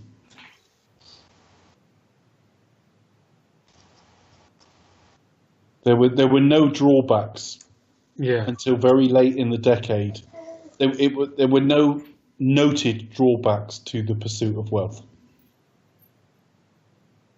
at all. It was just, of course it's good. Not even there might be just a bit more to life than just that. Yeah, sometimes we lose that, don't we? We need to sort of try and keep happy balance. Yeah. But yeah, I mean, at the end, Back to the Future is kind of the thin end of the wedge, because it's not the end of the film that's really the problem. Because absolutely. If you've got to show them that, they're doing better, and you've got 2 minutes, that's the easiest way to do it. Yeah. But that 4x4 is trailed at the start of the film. Yeah. He wants to be a rock star, and they keep going on about the wealth of it.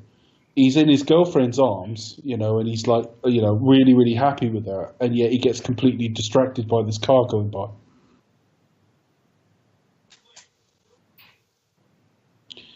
James Earl Jones has got very long, very thin feet.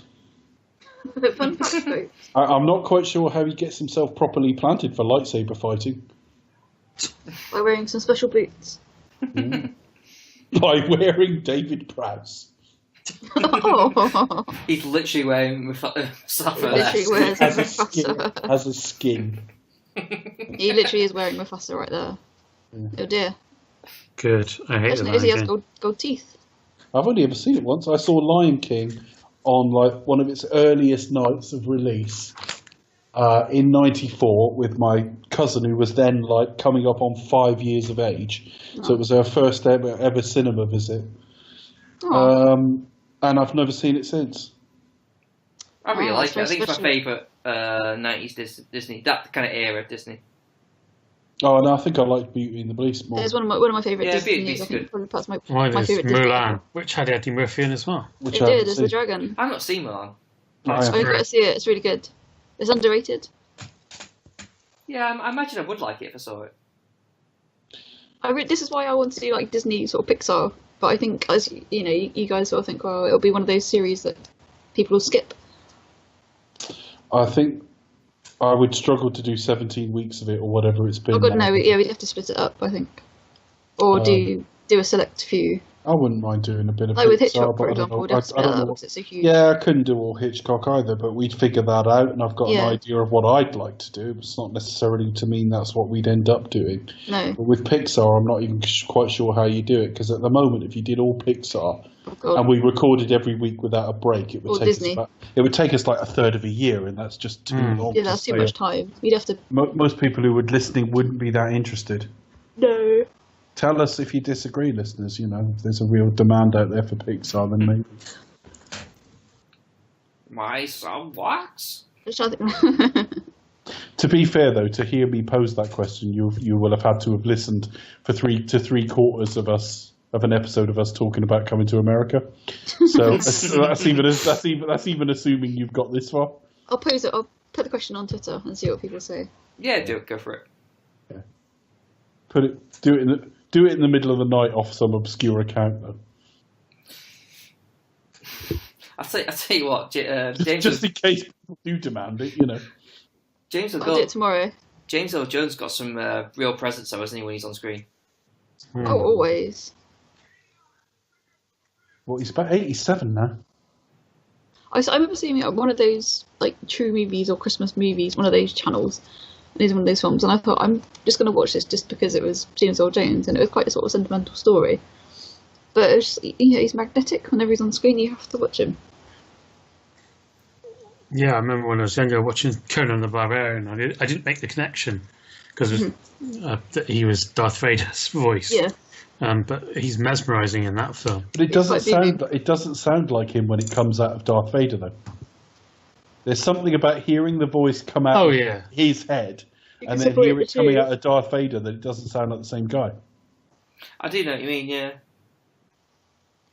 I did I can never remember what it's called. The Star Wars VR experience recently in London, and I don't think he was a part of that because there was a scene where you witness a fight with Vader. But when they did the Force Unleashed games, somebody else was voicing him, and they were voicing him well. It's not quite the same. It's a bit disappointing to learn that it's not James Earl Jones. I don't. Yeah, but was it Peter Serafinowicz? You can't always tell. Might have been. Depends who it is. Yeah. I mean, there will be Darth Vader appearances beyond the death of James L. Jones, and the chances are they'll be fine. Very often it might be Peter Serafinowicz, whose name I can't pronounce. With a glass. I have a glass here, but it's got things in it.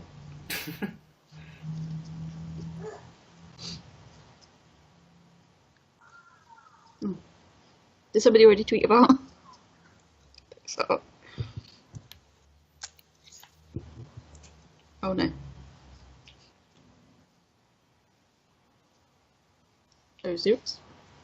General trivia.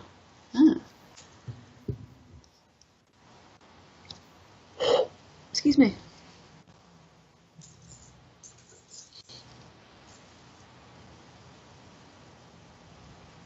Oh, Matt Oppenheimer. I'm so glad he listens to us. What are you on about? Oh no, I just saw the tweet from earlier in 50 minutes we record for the first time in a month. And then Matt Oppenheimer replied to us. I'm so glad that he listens. He's another JBR fan as well, so we're slowly getting them over. Yeah, we'll slowly rob all the listeners. We will. Yeah, I think we might have a way to go with that. Yeah. I don't know if it was intentional or not, but that was pretty much a Darth Vader line. That I would deal with it myself. Yeah. Oh, yeah. That was pretty much Darth Vader line. It's from in Return of the Jedi when they try and get in through the shield generator. What's up?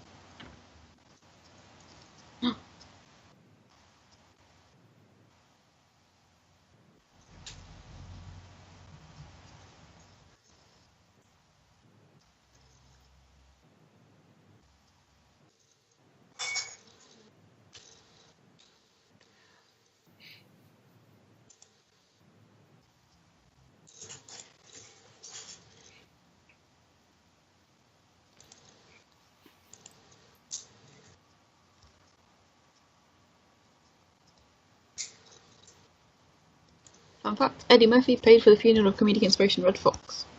I never knew that.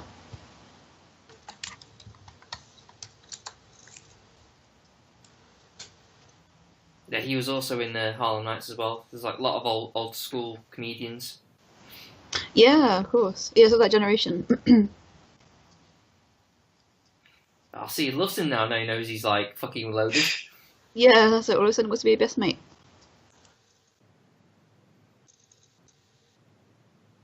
Check out that chintz. Oh my god. That's a hideous lamp. It is.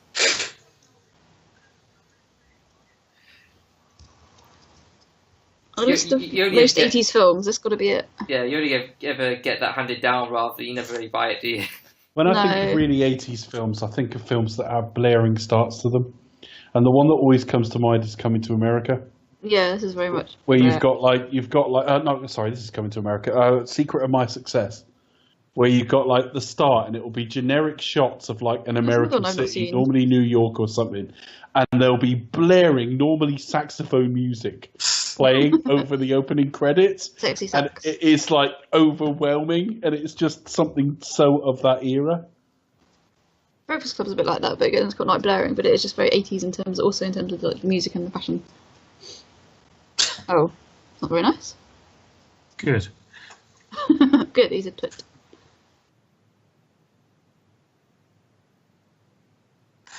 God, they didn't have the IKEA in those days, did they?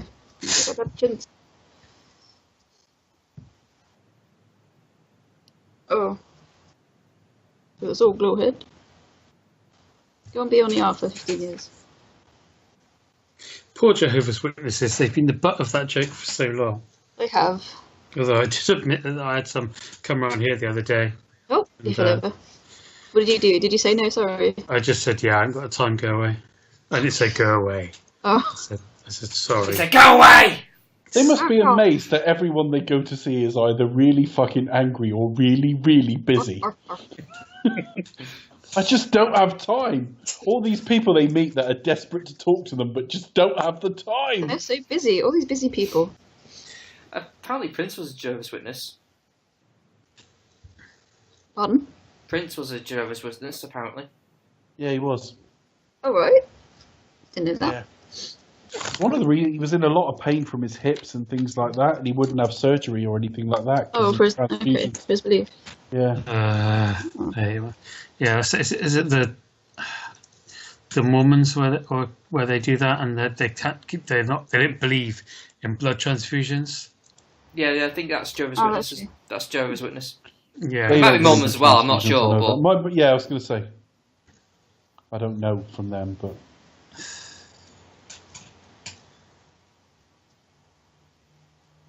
Mental. The only thing I had real problem. I mean, people's religion's their own fucking business. The only thing I had a real problem with it though is I went to school with people who weren't allowed to do things, or in the case of Jehovah's Witnesses, they had to go like door knocking because it is like a preaching religion. It's spreading like, the word, isn't it? What are you forcing a fucking kid to do that for?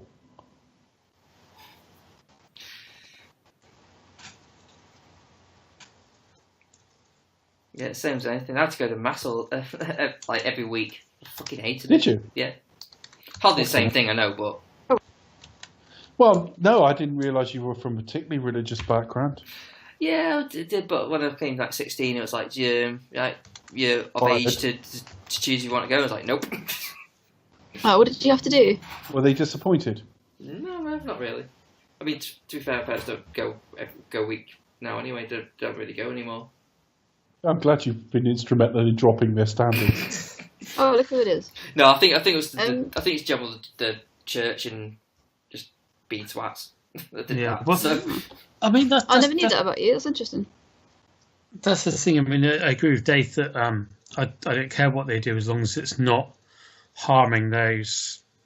those I that mean, don't we bother talk- anyone else. Yeah, we talk about consent, but maybe we should be applying that. It's like there was a thing a few years ago where a judge had to rule that a Jehovah's Witness's son could have a blood transfusion Yeah. to save his life, Yeah. despite the fact that his parents didn't want him to have it.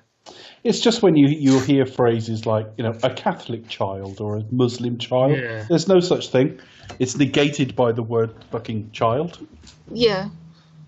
You're right on consent, It's like, you've got to be of a certain age to consent to certain things, and I think the same should be fucking true of that as well. And be educated on it as well instead of indoctrinated. Instead of indoctrinated, exactly. Which I'm trying not to go on one here. No, I know. Rant away, rant away. It's very shiny. It really grabs my gears. That punk song Enya did runs away.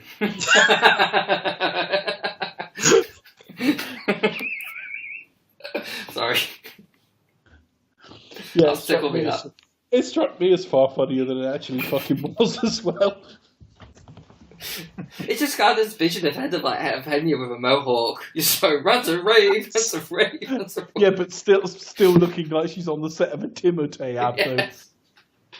With colour paintings just moving in the background. Yeah.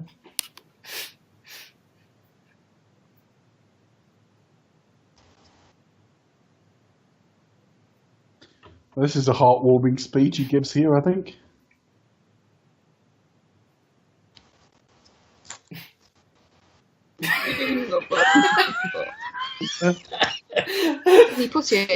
That looks really dodgy initially. Good luck. Yeah, he is only going in to talk to her. I'm sure. Oh. A father must taste salt though. That's fucking horrible. What?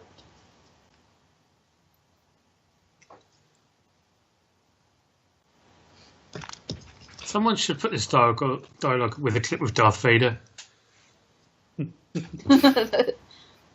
You're a traitor? I don't know. Give it a go. He has gone to Tatooine to sow his royal oats.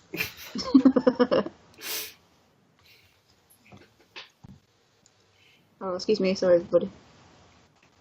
I think you'd catch a dose of something if you went to sow your royal oats in Tatooine. No, you probably would.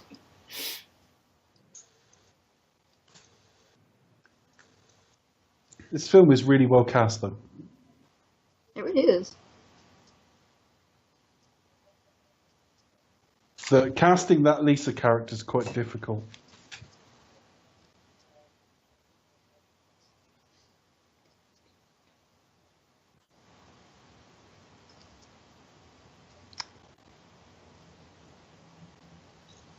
Nice bit of American plain speaking. $1 million?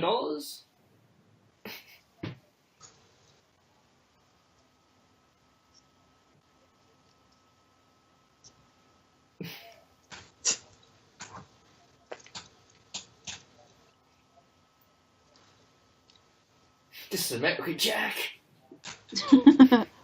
Well done.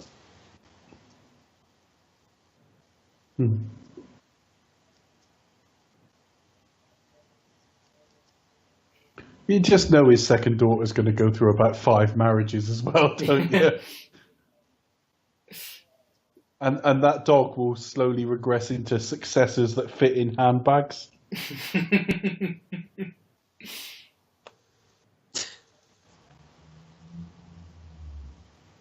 Oh, that's embarrassing. To be honest, at this stage, you've already been embarrassed. You may as well say, well, it was me, I did say that, but aren't the reasons really obvious? And by the way, I've had her.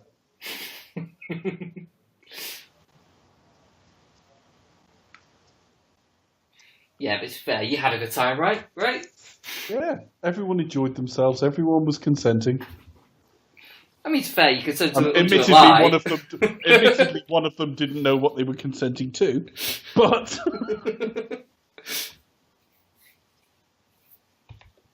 Mother, I love her. We've been dating 6 days, basically, sort of, and she didn't know much about me and didn't know I was wealthy. Yeah, yeah, there's a nice, sincere tone about it, though. He does. Has Eddie Murphy only done any decent straight acting? There was Dreamgirls has got him the awards stuff, but Yeah, I've not seen it though. I've not seen it. Beverly Hills Cop 4 announced. He's playing some. He's going to be in the Richard Pryor film. I know that. Not as Richard Pryor, but there you go. Yeah, isn't he his dad or something? He hasn't done much in the last few years, actually. Yeah, he's been really quiet.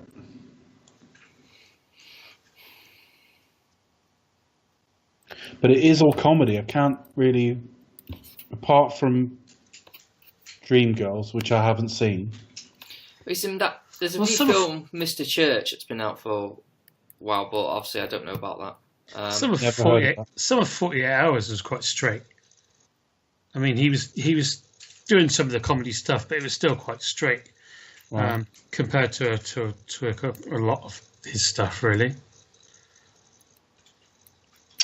Yeah, but you know how like Robin Williams did flat out straight roles. Yeah. Oh yeah, of course. Yeah. Hunting stuff. There's not really many equivalents in Eddie Murphy's career. Possibly Dreamgirls, but I haven't seen it. Yeah, no, that's it. I mean, he's probably got like a serious role in him. Yeah. But yeah, it's watching little scenes like that. You think, yeah, he could do it. I mean, if that's what he probably needs to do, he probably needs to sort of like step into being a serious actor. And to be honest, I'd want to bath in Dettol after being on this train. He does look like the grimmest train ever. And the woman who says, "Go on, honey, take a chance," which I always get mixed up with the end of like Crocodile Dundee. Yeah. But I knew it is this film. She just looks grim. But, you know, it's very That's rare a you good catch. particularly as she threw it in a downward trajectory. But never mind. That's when she didn't die. So dangerous going between trains like that. Not that dangerous, is it? Well, it is. No, they're all connected. It's not like... Well, I was going to say they're connected to each other. It's not like they're still quite dangerous. Yeah. No, they're not. You'd have to be very, very, very nervy about. In New York, it's quite dangerous. Yeah, it's not like stepping between trains where the doors are right next to each other. Yeah, it's a bit odd. Ah. Fiddling beyond dispute. Oh dear. What's going on? Ooh. She's got a point there. I'm not sure who you are. She thinks he's from a goat herder village and is a university student who works at McDowell's. And she's been seeing him about 5 days. She still doesn't even know about the penis washing thing. She's going to learn such a lot. She's going to find out, not literally the hard way, but she's going to find out. Why you always really skip towards your bath every morning, don't you, darling?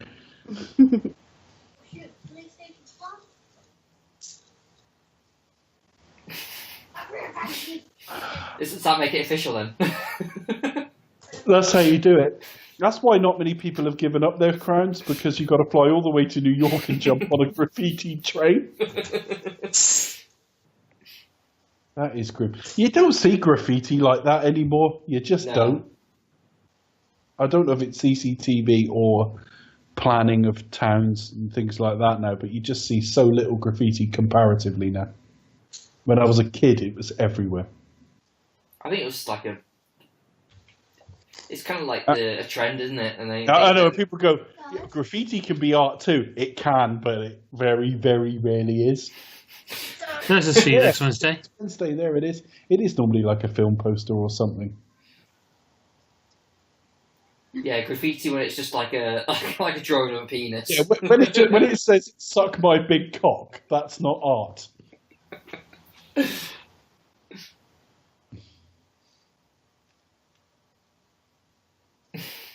Ugh.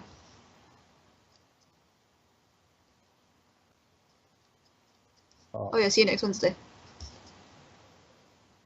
It's from 2001. That was it. Oh yeah. One of the lines he says when he's talking to his daughter, isn't it? It is, but he wrote a student film called that. Oh yeah. And it never got made, and so it's just a reference he puts in all of his films. Most of the time, I don't spot it, don't notice it, don't remember it. Couldn't tell you where it is in Trading. No, I know where it is in Trading Places. It's in our apartment somewhere, and I think it's a film poster of types there as well. In American Werewolf in London, it is the name of the film showing when they go into that porn cinema near the end. Yeah, and you see posters on the subway as well. Do you? Yeah, it's really interesting actually, because I've watched that subway scene and like skipped through it like frame by frame. Where they come off at and all the old school like there's one for Empire Strikes Back and stuff like that, and all the old school posters. I haven't seen it for a few years. They're up all there. I know the film's really, really great. and it's still an incredible transformation sequence that I haven't seen matched. Yeah, no. I mean, it does look slightly stop motiony now, as it's bound to, but it's still incredibly done. And when 16 years later they go to make American Werewolf in Paris, you think, well, I doubt the film will be. This is before the film. I'm thinking, well, I doubt the film will be anywhere near as good, but we might have a shot at getting something that gets anywhere near the first film as a transformation sequence. And of course, they went pure CG, and it was horrific. Mm. Pure CG with not a massive budget in relatively early days of CG anyway. Yeah, it's a shame that the Wolfman, the remake, Rick Baker Rick Baker did a load of stuff for that, but they just kind of covered it all up with CG. Well, there's a sequence where he starts to change in when he's sort of tied to a chair. Mm. Yeah. Looking okay. Yeah, it doesn't look bad, but they just kind of went past and just instead of using his stuff. It's a bit like the Thing, the prequel or whatever. Yeah, to the Thing. I know where the 2011 one. Yeah, where again they did a load of practical stuff on set and they just CGI'd over it. Right. That film was fine when I watched it. I never thought about it once since I walked out the cinema, though. I've never seen it. I'm not interested. No, I understand that, but it's better than you might think, but worse than you might think at the same time. In that, you go, well, this is actually okay, but it's got no reason for being, and I've never thought about it, since I left the cinema, really. Mm. And that's 6-7 years ago now. This is quite a bait and switch. I wouldn't. Yeah. I mean, I'm quite happy to accept change in life, but I don't think I'd want my bride being switched during the ceremony. No, that's a bit strange. It's not His the moment. crown is equally her. It's not the moment to be surprised, is it? The moment you lift up the veil.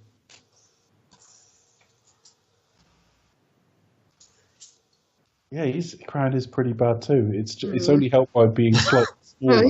What was he doing there? I wish he'd done a thumbs up. Yeah, that would have been funny. Yeah.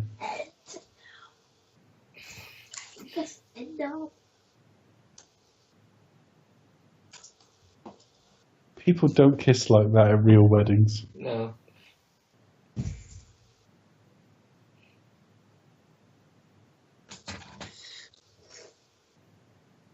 I just think, he's about 12 hours away, probably. No, maybe a bit longer, maybe 15, 20 hours away from having his dick washed by 3 other women. And she knows nothing of this. She's like cozying up to. Oh, I was going to say she's like cozying up to her, and she's like not even acknowledging it. She's like, yeah. Mm.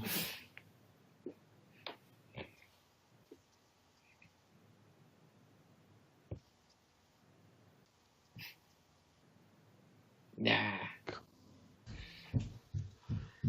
Who's running McDowell's?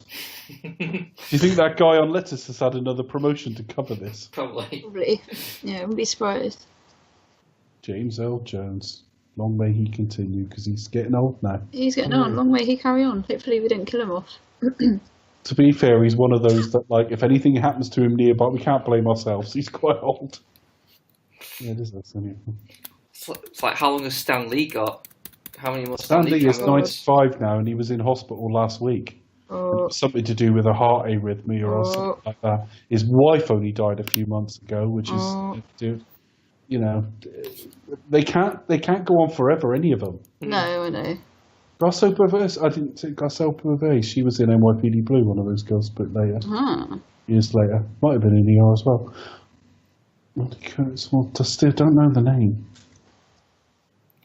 He does look fucked. Samuel L Jackson. Oh. Hey. Hey, man, stop right there. He's cutting some hair very thoroughly. It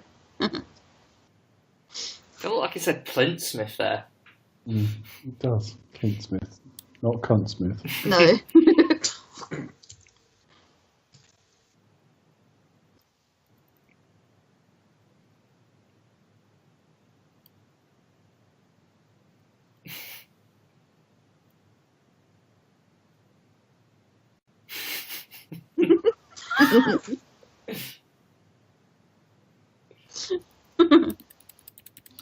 There we go. That isn't a Trading Places, but it's a sort of, it is a B-level classic.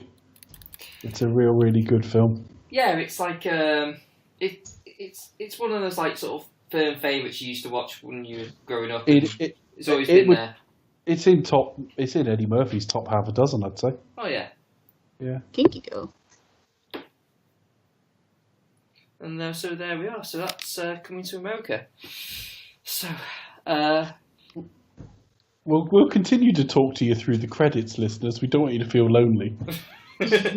Yes, we all know we all stay for the credits. You know, you just disappear. We just disappear, and you're like, "What do I do now?" They only switch this on because they're doing a commentary, and they're not still around. What's going on? Where did they go? Apparently today in England there was a earthquake. Who felt it? I certainly didn't. I didn't. I didn't, but my wife felt the glass. My wife felt the Shut up. Felt the earth move. I wondered what you were going to say then, Charlie. The glass doors of the vivarium of our snake. Oh, right.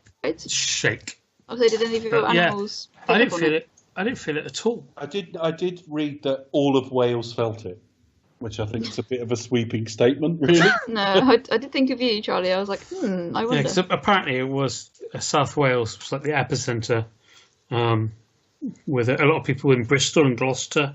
Yeah. Obviously not as far as Swindon. Luckily. Well, thankfully. Yeah, thankfully. We were all worried about Swindon. I'll send a message to my friend, actually. Do you feel it? Oh, I thought, isn't that where Becca is? No, she's in Salisbury. No, I'm South Yorkshire. Oh, okay. Well, it's the same county. Probably still got roundabouts as well. Fucking hell, has it got roundabouts. When I went to see On Her Majesty's Secret Service just before Christmas, met Becca at that and drove home round about 5 million roundabouts. I've never known anything like it in my fucking life. Go to Swindon and do the magic roundabout. I've been to Swindon. I'm a kind of a big deal, you know. Oh. Yeah. I'm not going to say any more about my visits to Swindon till my memoirs, though, because that's just given away pure box office.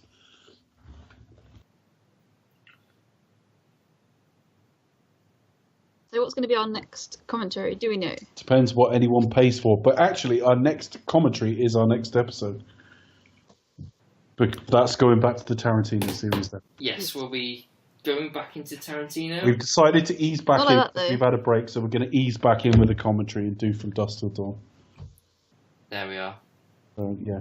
But we don't, it's not a Do You Expect Us to Returns because this is outside of our normal continuity anyway, these episodes. This was a charity podcast in aid of Mind. I'll put it in the show notes, or not the show notes because Chris does the show notes, but when we put them out on social media, I will make reference of Mind and perhaps put a link. Yeah. As before, we don't really ask for money for the show. We don't need it. We don't. There's no pressure on our servers, although I think Chris's site might be down at the moment. It certainly was earlier. Yeah, it was. It's now. Okay, but we don't really need your money. We just make do as we go. We pay for the odd thing, but it's not a lot. It's a hobby. It's not a massively expensive hobby. But at the same time, we've been asked to do a couple of... We know that there are shows out there that do ask for money, and rightly so. If they feel they need it or can make some money out of it, fair play to them. All we would say is if you've ever enjoyed what we do, every now and again there's a charity podcast. Why not? Why not? The Zamundan Film Commission. The what film commission? The Zamundan Film Commission. That was nice of them to get involved.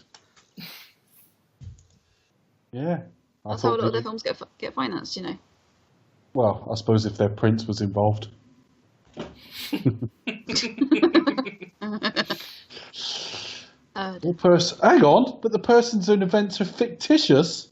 What? What have we just wasted our fucking time on that for then? Right, next time it's going to be From Dusk Till Dawn. I need some gritty social realism. Involving vampires. That's all we're going to say on it, folks. If you've ever enjoyed what we do, maybe consider contributing to Mind. I'll put a link out with the show. No pressure. If you don't want to contribute, money's tight for people, and there are always other things we can spend our money on. So don't feel you have to, but it's just something to think about. And thank you to the originator of this, Mark Rolfe it was, who put the original request in for the film, and also this time he did choose the charity. I think he did choose the charity. I can't remember now. I think we chose the topic and he chose the charity, effectively. But it was a complete coincidence that there have been people in his life who've severely suffered with mental health issues, and some of that has come to a head fairly recently. So it was nice timing for him and good timing for us, and thank you. And do you want to do social media, folks, or...? Yeah, quite happy to quickly do social media. You can find me at the Pasty Kid 1976 on Twitter.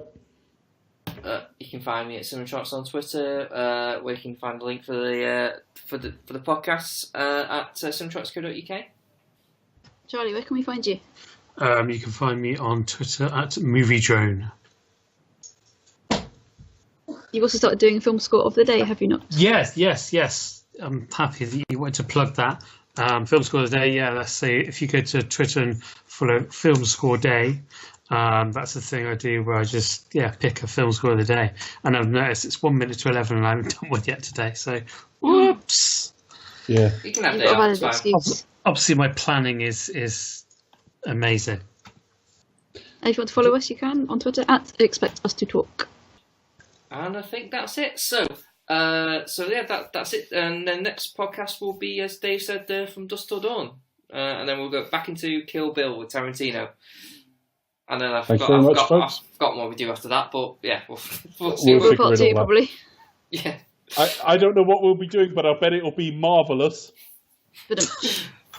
Oh, Dave, you're such a comic. I know. I'm gonna go and knock one out on the strength of that. Bye. Take care.